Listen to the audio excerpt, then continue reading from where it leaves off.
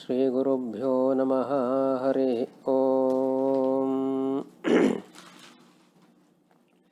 ನಮೋ ಭಗವತೆ ತಸ್ಮೈ ಸರ್ವತಃ ಪರಮಾಯತೆ ಸರ್ವಪ್ರಾಣಿಹೃದಯಸ್ಥಾಯ ವಾಮನಾಯ ನಮೋ ನಮಃ.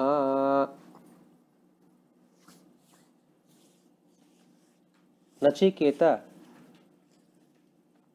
ಯಮ ಏನು ಪ್ರಲೋಭನೆಗಳನ್ನು ಒಡ್ಡುತ್ತಾನೆ, ಅದೆಲ್ಲವನ್ನು ತಿರಸ್ಕಾರ ಮಾಡಿ ನಚಿಕೇತ ಹೇಳ್ತಕ್ಕಂತಹ ಮಾತು, ತನಗೆ ಯಾವುದೇ ರೀತಿಯಾಗಿರತಕ್ಕಂತಹ ಲೌಕಿಕ ಸುಖವನ್ನು ಕೊಡುವಂತಹ ಯಾವ ವರವು ಅಥವಾ ಲೌಕಿಕ ಸುಖ ಸಾಧನವಾಗಿರತಕ್ಕಂತಹ ಯಾವ ಪದಾರ್ಥಗಳು ಕೂಡ ಬೇಡ ಅಂತ ನಚಿಕೇತ ಎಲ್ಲವನ್ನು ತಿರಸ್ಕಾರ ಮಾಡಿ ಭಗವಂತನನ್ನೇ ಕೊಡುವಂತಹ, ಭಗವಂತನ ಲೋಕವನ್ನು ಕೊಡುವಂತಹ, ಭಗವಂತನ ಲೋಕ ಮೋಕ್ಷಕ್ಕೆ ಸಾಧನವಾಗಿರತಕ್ಕಂತಹ ಆ ಭಗವದ್ ತತ್ವಜ್ಞಾನವನ್ನು ತನಗೆ ನೀಡಬೇಕು ಅಂತ ಅದನ್ನು ನಚಿಕೇತ ಯಮದೇವರ ಹತ್ತಿರ ಕೇಳಿದ್ದಾನೆ. ಆದ್ದರಿಂದ ಆ ಮುಕ್ತ ನಿಯಾಮಕನಾಗಿರತಕ್ಕಂಥ ಭಗವಂತನ ಬಗ್ಗೆ ತನಗೆ ಉಪದೇಶವನ್ನು ನೀಡುವಂಥ ಅತ್ಯಂತ ಗಹನವಾಗಿರತಕ್ಕಂಥ ರಹಸ್ಯವಾಗಿರತಕ್ಕಂತಹ ಆ ವಿದ್ಯೆಯನ್ನು ವರದ ರೂಪದಲ್ಲಿ ಕೇಳಿದ್ದಾನೆ. ಇಲ್ಲಿ ಏನು ಅಂದರೆ, ಪ್ರಾರಂಭದಲ್ಲಿ ನಚಿಕೇತ ಮೊದಲನೆಯ ವರವನ್ನು ಕೇಳಿದ್ದು ಏನು ಅಂದರೆ, ಶಾಂತ ಸಂಕಲ್ಪ ವೀತಮನ್ಯು, ತನ್ನ ತಂದೆಗೆ ಸೌಮನಸ್ಯ ಒಳ್ಳೆಯ ಮನಸ್ಸನ್ನು ಕೊಡಬೇಕು, ಅವನಲ್ಲಿ ಇರತಕ್ಕಂತಹ ಕೋಪ ಮುಂತಾಗಿರ್ತಕ್ಕಂಥ ಎಲ್ಲ ದೋಷಗಳು ಕೂಡ ಪರಿಹಾರ ಆಗಬೇಕು ಎಂಬಂತಹ ರೀತಿಯಲ್ಲಿ ಮೊದಲನೆಯ ವರವನ್ನು ಕೇಳಿದ್ದಾನೆ. ಹಾಗಾಗಿ ಮೊದಲನೆಯ ವರದಲ್ಲಿ ಕೇಳಿರತಕ್ಕಂಥದ್ದು ಏನಂದ್ರೆ ಐಹಿಕ ಫಲ, ತನ್ನ ತಂದೆಗೆ ಸುಖ ಸಿಗಬೇಕು ಎಂಬಂತಹ ರೀತಿಯಲ್ಲಿ ಅವನು ತನ್ನನ್ನು ಪರಿಚಯಿಸಿಕೊಳ್ಳಬೇಕು, ತನ್ನ ಮೇಲೆ ಪ್ರೀತಿಯನ್ನು ತೋರಿಸಬೇಕು ಎಂಬಂತಹ ವರವನ್ನೇನು ಕೇಳಿದ್ದಾನೆ. ಆಗ ಇಷ್ಟು ಜ್ಞಾನಿಯಾಗಿರ್ತಕ್ಕಂಥ ನಚಿಕೇತ ಮೊದಲ ಸಲವೇ ತನಗೆ ತತ್ವಜ್ಞಾನವನ್ನು, ಆ ವಿದ್ಯೆಯನ್ನು ಉಪದೇಶ ಮಾಡು ಅಂತ ಕೇಳುವುದನ್ನು ಬಿಟ್ಟು ಐಹಿಕ ಫಲರೂಪವಾಗಿರ್ತಕ್ಕಂಥ ವರವನ್ನು ಯಾಕೆ ಕೇಳಿದ್ದಾನೆ ಎನ್ನುವಂಥ ಒಂದು ಪ್ರಶ್ನೆ ಅಲ್ಲಿ ಬರುವುದಕ್ಕೆ ಸಾಧ್ಯ ಇದೆ. ಅದಕ್ಕೆ ಶ್ರೀಮದ್ ವಾದಿರಾಜ ಗುರುಸಾರ್ವಭೌಮರ ತಮ್ಮ ವ್ಯಾಖ್ಯಾನದಲ್ಲಿ ಆ ಪ್ರಶ್ನೆಗೆ ಸಮಾಧಾನವನ್ನು ತೋರಿಸ್ತಾರೆ ರಾಜರು. ಯಾಕೆ ಅಂದರೆ, ಪ್ರತಿಯೊಬ್ಬ ಸಾಧಕನಾಗಿರ್ತಕ್ಕಂಥವನು ಭಗವಂತನನ್ನು ಹೇಗೆ ಉಪಾಸನೆಯನ್ನು ಮಾಡ್ತಾನೋ, ಭಗವಂತನ ಪೂಜಾದಿಗಳನ್ನು ಹೇಗೆ ಮಾಡ್ತಾನೋ, ಅದೇ ರೀತಿಯಾಗಿ ತನ್ನ ಹೆತ್ತವರನ್ನು, ತಾಯಿ ತಂದೆಯರನ್ನು ಕೂಡ ಗೌರವದಿಂದ ಕಾಣಬೇಕು, ಅವರ ಉಪಾಸನೆಯನ್ನು ಪೂಜೆಯನ್ನು ಕೂಡ ಮಾಡಬೇಕು ಎನ್ನುವಂಥದ್ದು ಮಾತೃದೇವೋ ಭವ ಪಿತೃದೇವೋ ಭವ ಅಂತ ಇದು ವೇದವೇ ಹೇಳಿಕೊಟ್ಟಿರ್ತಕ್ಕಂಥದ್ದು. ಹಾಗಾಗಿ ಮಾತಾ ಪಿತೃಗಳು, ತನ್ನ ತಾಯಿ ತಂದೆಯರು, ಅವರಲ್ಲಿ ವಿಶೇಷವಾಗಿ ಭಗವಂತನ ಸನ್ನಿಧಾನವನ್ನು ಚಿಂತಿಸಿ ಅವರನ್ನು ಬಹಳಷ್ಟು ಗೌರವದಿಂದ, ಪೂಜ್ಯ ಭಾವನೆಯಿಂದ ಕಾಣಲೇಬೇಕು. ಆಗ ಏನಾಗತ್ತೆ, ಅದು ಕೂಡ ಮಾತಾ ಪಿತೃ ಅಂತರ್ಯಾಮಿಯಾಗಿರತಕ್ಕಂಥ ಭಗವಂತನ ಅನುಗ್ರಹಕ್ಕೆ ಕಾರಣ ಆಗತ್ತೆ. ಆ ದೃಷ್ಟಿಯಿಂದ ಪಿತೃ ಸೌಮನಸ್ಯ, ತಂದೆ ತಾಯಿಗಳ ಪ್ರೀತಿಯನ್ನು ಸಂಪಾದನೆ ಮಾಡತಕ್ಕಂಥದ್ದು ಕೂಡ ಅದು ಭಗವಂತನ ಅನುಗ್ರಹಕ್ಕೆ ಕಾರಣ ಆಗತಕ್ಕಂಥದ್ದು, ತನ್ನ ಮೂಲಕ ಮೋಕ್ಷ ಸಾಧನ ಅಂತಾಗತ್ತೆ. ಆದ್ದರಿಂದ ನಚಿಕೇತ ಕೇಳಿರತಕ್ಕಂಥದ್ದು ಪಿತೃ ಸೌಮನಸ್ಯ ಎಂಬಂತಹ ವರ ಏನಿದೆ, ಅದು ಐಹಿಕ ಫಲವನ್ನು, ಐಹಿಕ ಸುಖವನ್ನು ಕೊಡತಕ್ಕಂತಹ ವರ ಅಲ್ಲ. ಅದು ವಿಶಿಷ್ಟವಾಗಿ ಮಾತಾಪಿತೃಗಳ ಅಂತರ್ಯಾಮಿಯಾಗಿರ್ತಕ್ಕಂಥ ಭಗವಂತನ ಅನುಗ್ರಹವನ್ನು ಸಂಪಾದನೆ ಮಾಡತಕ್ಕಂತಹ ವರ ಅಂತ ಇಷ್ಟು ಅದನ್ನು ರಾಜರು ಅದರಲ್ಲಿ ಅವನ ಪ್ರಶ್ನೆಗೆ ಸಮಾಧಾನವನ್ನು ಕೊಡ್ತಾರೆ. ಆನಂತರ ನಚಿಕೇತ ಏನು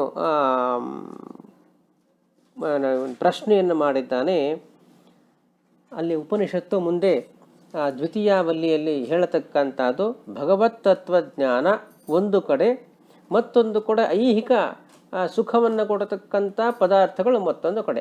ಭಗವಂತನ ತತ್ವಜ್ಞಾನ ಅಂದರೆ ಮೋಕ್ಷ ಸಾಧನ ಅಂತ ಅರ್ಥ, ಐಹಿಕ ಪದಾರ್ಥಗಳು ಅಂದರೆ ಐಹಿಕ ಸುಖ ಸಾಧನ ಅಂತ ಅರ್ಥ. ಒಂದು ಆತ್ಯಂತಿಕ ಸುಖ ಸಾಧನವಾಗಿರ್ತಕ್ಕಂಥ ತತ್ವಜ್ಞಾನ ಒಂದು ಕಡೆ ಆದರೆ, ಲೌಕಿಕ ಸುಖ ಸಾಧನವಾಗಿರ್ತಕ್ಕಂತಹ ಭೋಗ ಐಹಿಕ ಪದಾರ್ಥಗಳು ಒಂದು ಕಡೆ. ಹೀಗೆ ಇವೆರಡರ ಒಂದು ಕಂಪ್ಯಾರಿಸನನ್ನು ಮುಂದೆ ಅನೇಕ ಶ್ಲೋಕಗಳಲ್ಲಿ ಮಾಡಿಕೊಂಡು ಹೋಗತಕ್ಕಂಥದ್ದು. ಅದನ್ನು ದ್ವಿತೀಯಾವಲ್ಲಿಯಲ್ಲಿ ಉಪನಿಷತ್ತು ಹೇಳತಕ್ಕಂಥದ್ದು.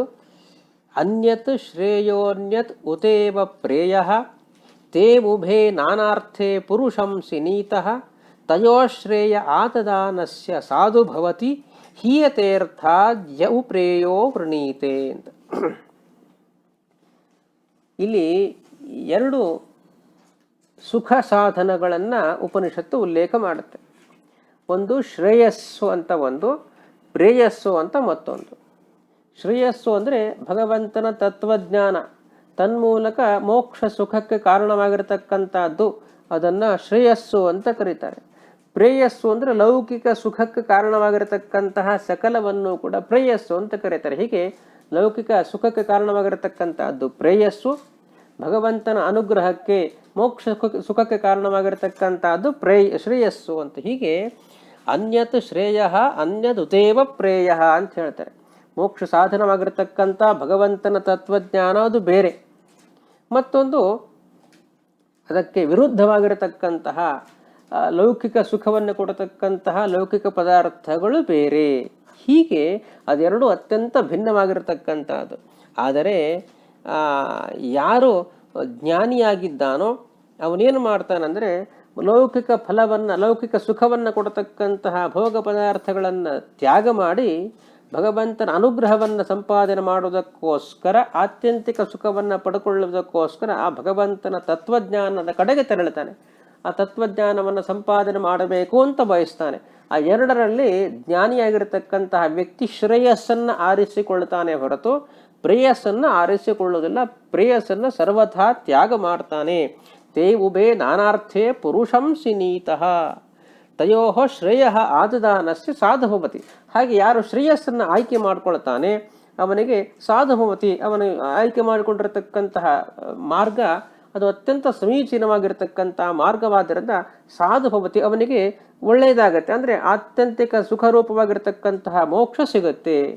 ಇನ್ನು ಯವು ಪ್ರೇಯ ವೃಣೀತಿ, ಯಾರು ಪ್ರೇಯಸ್ಸನ್ನು, ಐಹಿಕ ಸುಖವನ್ನು ಆಯ್ಕೆ ಮಾಡಿಕೊಳ್ತಾನೆ, ಐಹಿಕ ಸುಖ ಸಾಧನವಾಗಿರತಕ್ಕಂಥ ಭೋಗ ಪದಾರ್ಥಗಳನ್ನು ಅಪೇಕ್ಷಿಸ್ತಾನೆ, ಅವನಿಗದು ಸಿಗುವುದಿಲ್ಲ ಅಂತಲ್ಲ. ಐಹಿಕ ಸುಖ ಸಿಗತ್ತೆ, ಆ ಭೋಗ ಪದಾರ್ಥಗಳು ಸಿಗುತ್ತವೆ. ಆದರೆ ಅವನಿಗೇನು ಸಿಗೋದಿಲ್ಲ ಅಂದರೆ ಅರ್ಥಾತ್ ಹೀಯತೆ, ಅವನು ಅರ್ಥದಿಂದ, ಅರ್ಥ ಅಂದರೆ ಪುಮರ್ಥ ಅಂತ ಅರ್ಥ, ಪುಮರ್ಥ ಅಂದರೆ ಪುರುಷಾರ್ಥ, ಪುರುಷಾರ್ಥ ಅಂದರೆ ಪುರುಷಾರ್ಥಗಳಲ್ಲಿ ಶ್ರೇಷ್ಠವಾಗಿರತಕ್ಕಂತಹ ಮೋಕ್ಷ ಅಂತ ಅರ್ಥ. ಅಂತಹ ಮೋಕ್ಷ ಸುಖ ಅಥವಾ ಮೋಕ್ಷ ಸುಖಕ್ಕೆ ಕಾರಣವಾಗಿರತಕ್ಕಂಥ ಭಗವಂತನ ತತ್ವಜ್ಞಾನ ಅದು ಎಂದಿಗೂ ಕೂಡ ಲಭಿಸುವುದಿಲ್ಲ.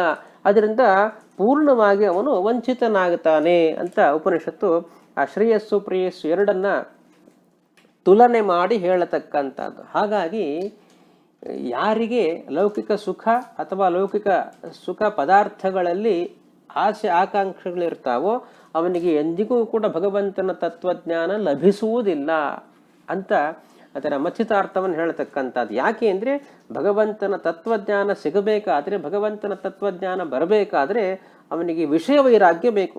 ಆತ್ಯಂತಿಕವಾಗಿರತಕ್ಕಂತಹ ವಿಷಯ ಪದಾರ್ಥಗಳಲ್ಲಿ ವೈರಾಗ್ಯ ಯಾರಿಗಿರುತ್ತೆ ಅವನಿಗೆ ಭಗವಂತನ ತತ್ವಜ್ಞಾನ ಸಿದ್ಧಿಸುತ್ತೆ, ಭಗವಂತನ ಅನುಗ್ರಹ ಆಗುತ್ತೆ. ಹಾಗಾಗಿ ಯಾರಿಗೆ ಆ ವೈರಾಗ್ಯ ಇರುವುದಿಲ್ಲವೋ ಅವನಿಗೆ ಆ ಭಗವಂತನ ತತ್ವಜ್ಞಾನ ಬರಲಿಕ್ಕೆ ಸಾಧ್ಯವೇ ಇಲ್ಲ ಅಂತ ಅದನ್ನು ಉಲ್ಲೇಖ ಮಾಡತಕ್ಕಂಥದ್ದು ಉಪನಿಷತ್ತು ಅಂತ. ಈ ಸಂದರ್ಭದಲ್ಲಿ ಇಲ್ಲಿಯೂ ಕೂಡ ರಾಜರು ಸುಂದರವಾಗಿ ತಮ್ಮ ವ್ಯಾಖ್ಯಾನದಲ್ಲಿ ತೋರಿಸಿಕೊಡತಕ್ಕಂಥದ್ದು ಏನು ಅಂದರೆ, ಇಲ್ಲಿ ಶ್ರೇಯಸ್ಸು ಪ್ರೇಯಸ್ಸು ಅಂತ ಎರಡನ್ನ ಉಲ್ಲೇಖ ಮಾಡದೆ ಉಪನಿಷತ್ತು ಮೋಕ್ಷ ಸಾಧನವಾಗಿರತಕ್ಕಂಥದ್ದು ಯಾವುದು ಅಂದರೆ ಭಗವಂತನ ತತ್ವಜ್ಞಾನ. ಆ ತತ್ವಜ್ಞಾನ ಬರಬೇಕಾದ್ರೆ ವಿಶೇಷವಾಗಿ ಶ್ರವಣ ಮನನ ಧ್ಯಾನಾದಿಗಳನ್ನು ಮನುಷ್ಯ ಸಾಧಕ ನಿರಂತರವಾಗಿ ಮಾಡಬೇಕು ಅಂತ ಅರ್ಥ. ಹೀಗೆ ಮೋಕ್ಷ ಸಾಧನವಾಗಿರತಕ್ಕಂತಹ ಭಗವಂತನ ತತ್ವಜ್ಞಾನವನ್ನು ಕೊಡತಕ್ಕಂತಹ ಶ್ರವಣಾದಿಗಳು ಒಂದು ಕಡೆ, ಇದು ಶ್ರೇಯಸ್ಸಾಧನ ಅಂತ. ಇನ್ನು ಐಹಿಕ ಸುಖವನ್ನು ಕೊಡತಕ್ಕಂತಹ ಐಹಿಕ ಸುಖಕ್ಕೆ ಸಾಧನವಾಗಿರತಕ್ಕಂಥ ಪದಾರ್ಥಗಳು ಅದು ಯಾವುದಂದರೆ ಒಂದು ಧನ ಸಂಪತ್ತು ಪತ್ನಿ ಮಕ್ಕಳು ಇದೆಲ್ಲವೂ ಕೂಡ ಐಹಿಕ ಸುಖಕ್ಕೆ ಸಾಧನಗಳಾಗಿದ್ದಾವೆ. ಹಾಗಾಗಿ ಐಹಿಕ ಸುಖ ಸಾಧನ ಒಂದು ಕಡೆ ಆದರೆ ಮತ್ತು ಮೋಕ್ಷ ಸುಖ ಸಾಧನವಾಗಿರತಕ್ಕಂಥದ್ದು ಮತ್ತೊಂದು ಕಡೆ. ಇಲ್ಲಿ ಏನು ಅಂದರೆ ಜ್ಞಾನಿಯಾಗಿರತಕ್ಕಂಥವನು ಐಹಿಕ ಸುಖ ಸಾಧನವನ್ನು ಬಿಟ್ಟು ಶ್ರೇಯಸ್ಸನ್ನು, ಮೋಕ್ಷ, ಆತ್ಯಂತಿಕ ಸುಖಕ್ಕೆ ಸಾಧನವಾಗಿರತಕ್ಕಂಥ ಭಗವಂತನ ತತ್ವಜ್ಞಾನವನ್ನು ಆರಿಸಿಕೊಳ್ತಾನೆ ಅಂತ ಉಪನಿಷತ್ತು ಏನು ಹೇಳುತ್ತೆ. ರಾಜರು ಅದನ್ನು ಸ್ವಲ್ಪ ವಿಶಿಷ್ಟವಾಗಿ ತೋರಿಸಿಕೊಡ್ತಕ್ಕಂಥದ್ದು ತಮ್ಮ ವ್ಯಾಖ್ಯಾನದಲ್ಲಿ ಏನಂದರೆ, ಜ್ಞಾನಿಗಳಿಗೆ ಯಾವುದರಲ್ಲಿಯೂ ಕೂಡ ವ್ಯತ್ಯಾಸವೂ ಕಾಣುವುದಿಲ್ಲ ಅಂತೆ. ಇದು ಯಾರು ಅಂದರೆ ಅಜ್ಞಾನಿಗಳ ದೃಷ್ಟಿಯಲ್ಲಿ ಐಹಿಕ ಸುಖ, ಆತ್ಯಂತಿಕ ಸುಖ, ಐಹಿಕ ಸುಖ ಸಾಧನ, ಆತ್ಯಂತಿಕ ಸುಖ ಸಾಧನ ಎಂಬಂಥ ದೃಷ್ಟಿಯಿಂದ ಅವರು ಆತ್ಯಂತಿಕ ಸುಖ ಸಾಧನವನ್ನು ಬಿಟ್ಟು ಐಹಿಕ ಸುಖ ಸಾಧನವನ್ನು ಆಯ್ಕೆ ಮಾಡ್ಕೊಳ್ತಾರೆ ಹೊರತು, ಜ್ಞಾನಿಯಾಗಿರತಕ್ಕಂಥವನಿಗೆ, ಆತ್ಯಂತಿಕ ವಿಷಯ ವೈರಾಗ್ಯ ಇರತಕ್ಕಂಥವನಿಗೆ ಆ ಎರಡರಲ್ಲಿ ವ್ಯತ್ಯಾಸವೇ ಕಾಣುವುದಿಲ್ಲ. ಶ್ರೇಯಸ್ಸು ಮತ್ತು ಪ್ರೇಯಸ್ಸುಗಳಲ್ಲಿ ವ್ಯತ್ಯಾಸ ಕಾಣುವುದಿಲ್ಲ ಅಂತ ಹೇಳ್ತಾರೆ. ಯಾಕೆಂದರೆ ಅಜ್ಞಾನ ದೃಷ್ಟಿಯಲ್ಲಿ ಮಾತ್ರ ಧನ, ಕನಕ, ಪತ್ನಿ ಮುಂತಾಗಿರ್ತಕ್ಕಂಥದ್ದು ಐಹಿಕ ಸುಖ ಸಾಧನ ಮತ್ತು ಶ್ರವಣ ಮನನಾದಿಗಳು ಮೋಕ್ಷ ಸುಖ ಸಾಧನ ಎಂಬಂತಹ ಭೇದ, ವ್ಯತ್ಯಾಸ ಇರತಕ್ಕಂಥದ್ದು ಅಜ್ಞಾನಿಯ ದೃಷ್ಟಿಯಲ್ಲಿ. ಜ್ಞಾನಿಯ ದೃಷ್ಟಿಯಲ್ಲಿ ಎರಡಕ್ಕೂ ಕೂಡ ವ್ಯತ್ಯಾಸವೇ ಇಲ್ಲ ಅಂತ ಹೇಳ್ತಾರೆ. ಯಾಕೆಂದರೆ ಜ್ಞಾನಿಗೆ ಹೇಗೆ ಶ್ರವಣ ಮನನಾದಿಗಳು ಶ್ರೇಯಸ್ಸಿಗೆ ಅಂದರೆ ಮೋಕ್ಷ ಸುಖಕ್ಕೆ ಕಾರಣ ಆಗತ್ತೋ, ಅದೇ ರೀತಿ ಧನ, ಕನಕ ಮುಂತಾಗಿರ್ತಕ್ಕಂಥ ಸಕಲ ಐಹಿಕ ಪದಾರ್ಥಗಳು ಕೂಡ ಅದು ಭಗವಂತನ ಅನುಗ್ರಹಕ್ಕೆ, ಅದು ಕೂಡ ಶ್ರೇಯಸ್ಸಿಗೆ, ಅದು ಕೂಡ ಸತ್ಕರ್ಮಗಳಿಗೆ ಕಾರಣ ಆಗತಕ್ಕಂಥದ್ದು ಅಂತ ರಾಜರು ಬರೀತಾರೆ. ಅದು ಹೇಗೆ ಅಂದರೆ ಅವರು ಏನು ಧನ, ಕನಕ ಮುಂತಾಗಿರ್ತಕ್ಕಂತಹ ಐಹಿಕ ಪದಾರ್ಥಗಳಿದ್ದಾವೋ ಅದೆಲ್ಲವನ್ನು ಕೂಡ ಅವರು ಉಪಯೋಗಿಸಿಕೊಳ್ಳತಕ್ಕಂಥದ್ದು ಸ್ವತಃ ತಮಗೆ ಸುಖ ಬರಬೇಕು ಎಂಬಂತಹ ಸ್ವಾರ್ಥದ ದೃಷ್ಟಿಯಿಂದ ಅಲ್ಲ, ಪ್ರತಿಯೊಂದು ಕೂಡ ಭಗವಂತನ ಪ್ರೀತಿಯನ್ನು ಸಂಪಾದನೆ ಮಾಡಿಕೊಡುವ ಉದ್ದೇಶದಿಂದ ಯಾವುದೇ ಕರ್ಮಾಚರಣೆಯನ್ನು ಮಾಡ್ತಾ ಇದ್ದರೂ ಕೂಡ, ಯಾವುದೇ ಐಹಿಕ ಪದಾರ್ಥಗಳನ್ನು ಅಪೇಕ್ಷೆ ಪಟ್ಟರೂ ಕೂಡ ಅದು ಭಗವಂತನ ಸೇವೆಗೋಸ್ಕರವೇ ಬಳಸತಕ್ಕಂಥದ್ದೇ ಹೊರತು ಬೇರೆ ಯಾವ ಸ್ವಾರ್ಥದ ದೃಷ್ಟಿಯಿಂದಲೂ ಕೂಡ ಬಳಸುವುದಿಲ್ಲ. ಆದ್ದರಿಂದ ಜ್ಞಾನಿಗಳಿಗೆ ಶ್ರವಣಾದಿಗಳು ಹೇಗೆ ಆತ್ಯಂತಿಕ ಸುಖ ಸಾಧನ ಆಗ್ತಾವೋ ಅದೇ ರೀತಿಯಾಗಿ ಐಹಿಕ ಪದಾರ್ಥಗಳು, ವಿಷಯ ಪದಾರ್ಥಗಳು ಕೂಡ ಭಗವಂತನ ಅನುಗ್ರಹ ಸಂಪಾದನೆಗೆ ಕಾರಣ ಆಗ್ತವೆ. ಆದರೆ ಅಜ್ಞಾನಿಗಳಿಗೆ ಹಾಗೆ ಅಲ್ಲ. ಅಜ್ಞಾನಿಗಳಿಗೆ ಐಹಿಕ ಸುಖವನ್ನು ಕೊಡತಕ್ಕಂಥ ಪದಾರ್ಥಗಳು ಹೇಗೋ ಅದೇ ರೀತಿ ಭಗವಂತನ ತತ್ವಜ್ಞಾನವನ್ನು ಕೊಡತಕ್ಕಂಥ ಶ್ರವಣಾದಿಗಳು ಏನಿದ್ದಾವೆ, ತತ್ವಜ್ಞಾನ ಸಾಧನವಾಗಿರತಕ್ಕಂಥದ್ದು, ಅದೂ ಕೂಡ ಕೇವಲ ಕೀರ್ತಿ, ಸ್ವಪ್ರತಿಷ್ಠೆ, ಐಹಿಕ ಸುಖ ಮುಂತಾಗಿರತಕ್ಕಂತಹ ಉದ್ದೇಶ ಸಾಧನೆಗೋಸ್ಕರವೇ ಬಳಸಿಕೊಳ್ಳತಕ್ಕಂಥದ್ದೇ ಹೊರತು ಅದರಿಂದ ಭಗವಂತನ ಅನುಗ್ರಹವಾಗಲಿ ಆತ್ಯಂತಿಕ ಸುಖವನ್ನಾಗಲಿ ಅವರು ಬಯಸುವುದೇ ಇಲ್ಲ. ಆದ್ದರಿಂದ ಅಜ್ಞಾನಿಗಳ ದೃಷ್ಟಿಯಲ್ಲಿ ಐಹಿಕ ಸುಖ ಸಾಧನೆಗಳಂತೆ ಮೋಕ್ಷ ಸುಖ ಸಾಧನೆಗಳು, ಆದರೆ ಜ್ಞಾನಿಗಳ ದೃಷ್ಟಿಯಲ್ಲಿ ಮೋಕ್ಷ ಸುಖ ಸಾಧನೆಗಳು ಹೇಗೋ ಹಾಗೆ ಐಹಿಕ ಸುಖ ಸಾಧನೆಗಳು ಎನ್ನುವಂತಹ ಈ ಎರಡು ಬಗೆಯ ಸಾಧನೆಗಳೇನಿದ್ದಾವೆ, ಈ ಎರಡು ಬಗೆಯ ಸಾಧನೆಗಳು ಅಜ್ಞಾನಿಗಳಿಗೆ ಸಂಸಾರದ ಬಂಧನಕ್ಕೆ ಕಾರಣ ಆಗುತ್ತವೆ. ಈ ಎರಡು ಬಗೆಯ ಸಾಧನೆಗಳು ಜ್ಞಾನಿಗೆ ಸಂಸಾರ ಬಂಧನದಿಂದ ಬಿಡುಗಡೆಗೆ ಕಾರಣ ಆಗುತ್ತವೆ ಎನ್ನುವಂಥದ್ದು ಈ ಉಪನಿಷತ್ತಿನ ಮಂತ್ರದ ತಾತ್ಪರ್ಯ ಅಂತ ವಿಶಿಷ್ಟವಾಗಿ ಆ ವ್ಯಾಖ್ಯಾನದಲ್ಲಿ ರಾಜರು ತೋರಿಸಿಕೊಡ್ತಾರೆ. ಯಾಕೆ ಅಂದರೆ ಮತ್ತೊಂದು ಕಡೆ ಹೇಳುವಾಗ ರಾಜರು ರುಕ್ಮಿಣೀಶ ಬೀಜದಲ್ಲಿ ಹೇಳ್ತಕ್ಕಂಥದ್ದು ಭಗವಂತನ ಹತ್ರ ಬೇಡ್ತಾರೆ. ಬೇಡಬೇಕು ಅಂತ ರಾಜರ ತೋರಿಸಿಕೊಡ್ತಾರೆ. ಏನು ಬೇಡಬೇಕು ಭಗವಂತನ ಹತ್ರ? ಭಗವಂತ ಜ್ಞಾನವನ್ನು ಕೊಡು, ಭಕ್ತಿಯನ್ನು ಕೊಡು, ವೈರಾಗ್ಯವನ್ನು ಕೊಡು ಅಂತ ಬೇಡತಕ್ಕಂಥದ್ದು ಅದು ಜ್ಞಾನಿಗಳ ದೃಷ್ಟಿಯಲ್ಲಿ. ಅಷ್ಟು ಮಾತ್ರ ಅಲ್ಲ, ಭಗವಂತನ ಹತ್ರ ಏನು ಬೇಡಬೇಕು ಅಂತ ಒಂದು ವಿಶಿಷ್ಟವಾಗಿ ತೋರಿಸ್ತಾರೆ ರಾಜರು. ಭಗವಂತ ತನಗೆ ಕಾಮ, ಕ್ರೋಧ, ಲೋಭ, ಮೋಹ, ಮದ, ಮಾತ್ಸರ್ಯ ಎಂಬಂತಹ ಅರಿಷಡ್ವರ್ಗ ಅಂತ ಏನು ಹೇಳ್ತೇವೆ, 6 ವೈರಿಗಳು ಅಂತ, ಆ ಅರಿಷಡ್ವರ್ಗಗಳನ್ನು ನನಗೆ ಕೊಡು ಅಂತ ರಾಜರು ಕೇಳ್ತಾರೆ. ಆಶ್ಚರ್ಯ ಆಗುತ್ತೆ. ಏನು ಅರಿಷಡ್ವರ್ಗಗಳು ಯಾರಲ್ಲಿ ಇರ್ತಾವೋ ಅವನು ಭಗವಂತನ ತತ್ವಜ್ಞಾನದಂತೆ ವಿಮುಖನಾಗ್ತಾನೆ. ಹಾಗಾಗಿ ತತ್ವಜ್ಞಾನ ಬರಲಿಕ್ಕೆ ಸಾಧ್ಯವೇ ಇಲ್ಲ. ಯಾರು ಅರಿಷಡ್ವರ್ಗಗಳನ್ನು ಜಯಿಸಿರ್ತಾನೋ ಅವನಿಗೆ ಮಾತ್ರವೇ ತತ್ವಜ್ಞಾನ ಸುಲಭವಾಗಿ ಸಿಗುತ್ತೆ ಅಂತ ಇರತಕ್ಕಂಥದ್ದು. ಹಾಗಾಗಿ ಇಲ್ಲಿ ರಾಜರು ಕೇಳಿರ್ತಕ್ಕಂಥದ್ದು ಅರಿಷಡ್ವರ್ಗಗಳನ್ನು ಕೊಡುವಂತ ಹೇಗೆ ಕೇಳ್ತಾರೆ ಅಂದರೆ ಅದಕ್ಕೆ ಹೇಳತಕ್ಕಂಥದ್ದು ಏನು ಅಂದರೆ ಉಪನಿಷತ್ ಬೇರೊಂದು ಕಡೆ ಹೇಳತಕ್ಕಂಥದ್ದು ಯಂ ಯಂ ಲೋಕಂ ಮನಸಾ ಸಂವಿಭಾತಿ ವಿಶುದ್ಧ ಸತ್ವ ಕಾಮಯತೆ ಯಾಶ್ಚ ಕಾಮಾನ್ ತಂ ತಂ ಲೋಕಂ ಜಯಂತೆ ತಾಶ್ಚ ಕಾಮಾನ್ ತಸ್ಮಾತ್ ಆತ್ಮಜ್ಞಂ ಅರ್ಚಯೇದ್ ಭೂತಿ ಕಾಮಃ ಅಂತ ಒಂದು ಮಾತಿದೆ. ಪ್ರಾರಬ್ಧ ಕರ್ಮವಶಾತ್ ವಿಷಯ ಪದಾರ್ಥಗಳು, ಐಹಿಕ ಸುಖ, ಇದೆಲ್ಲವೂ ಕೂಡ ಮನುಷ್ಯನ ಜೀವನದಲ್ಲಿ ನಡೆಯುತ್ತೆ. ಸಮುದ್ರದಲ್ಲಿ ಹೇಗೆ ಒಂದರ ಹಿಂದೆ ಒಂದು ದೊಡ್ಡ ದೊಡ್ಡದಾಗಿರತಕ್ಕಂತಹ ತೆರೆಗಳು ಬರ್ತಾ ಇರ್ತಾವೋ, ಅದೇ ರೀತಿ ಮನುಷ್ಯನ ಅಂತಃಕರಣ, ಮನುಷ್ಯನ ಮನಸ್ಸಿನಲ್ಲಿ ಈ ಕಾಮ, ಕ್ರೋಧ, ಲೋಭ, ಮೋಹ, ಮದ, ಮಾತ್ಸರ್ಯ, ಅರಿಷಡ್ವರ್ಗಗಳು ಒಂದರ ಹಿಂದೆ ಒಂದು ದಾಳಿ ಇಡ್ತಾನೆ ಇರ್ತಾವಂತೆ.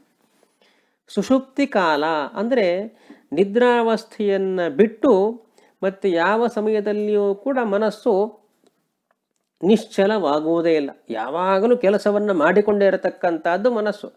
ಯಾವಾಗಲೂ ಎಲ್ಲ ಕಡೆ ಓಡಾಡಿಕೊಂಡು ತನಗೆ ಬೇಕಾಗಿರತಕ್ಕಂಥ ಕೆಲಸವನ್ನು ಮಾಡುವಂತಹ ಮನಸ್ಸನ್ನು ಸಾಧಕ ಜೀವ ಏನು ಮಾಡ್ತಾನೆ ಅಂದರೆ ಭಗವಂತನ ಕಡೆಗೆ ತಿರುಗಿಸ್ತಾನೆ.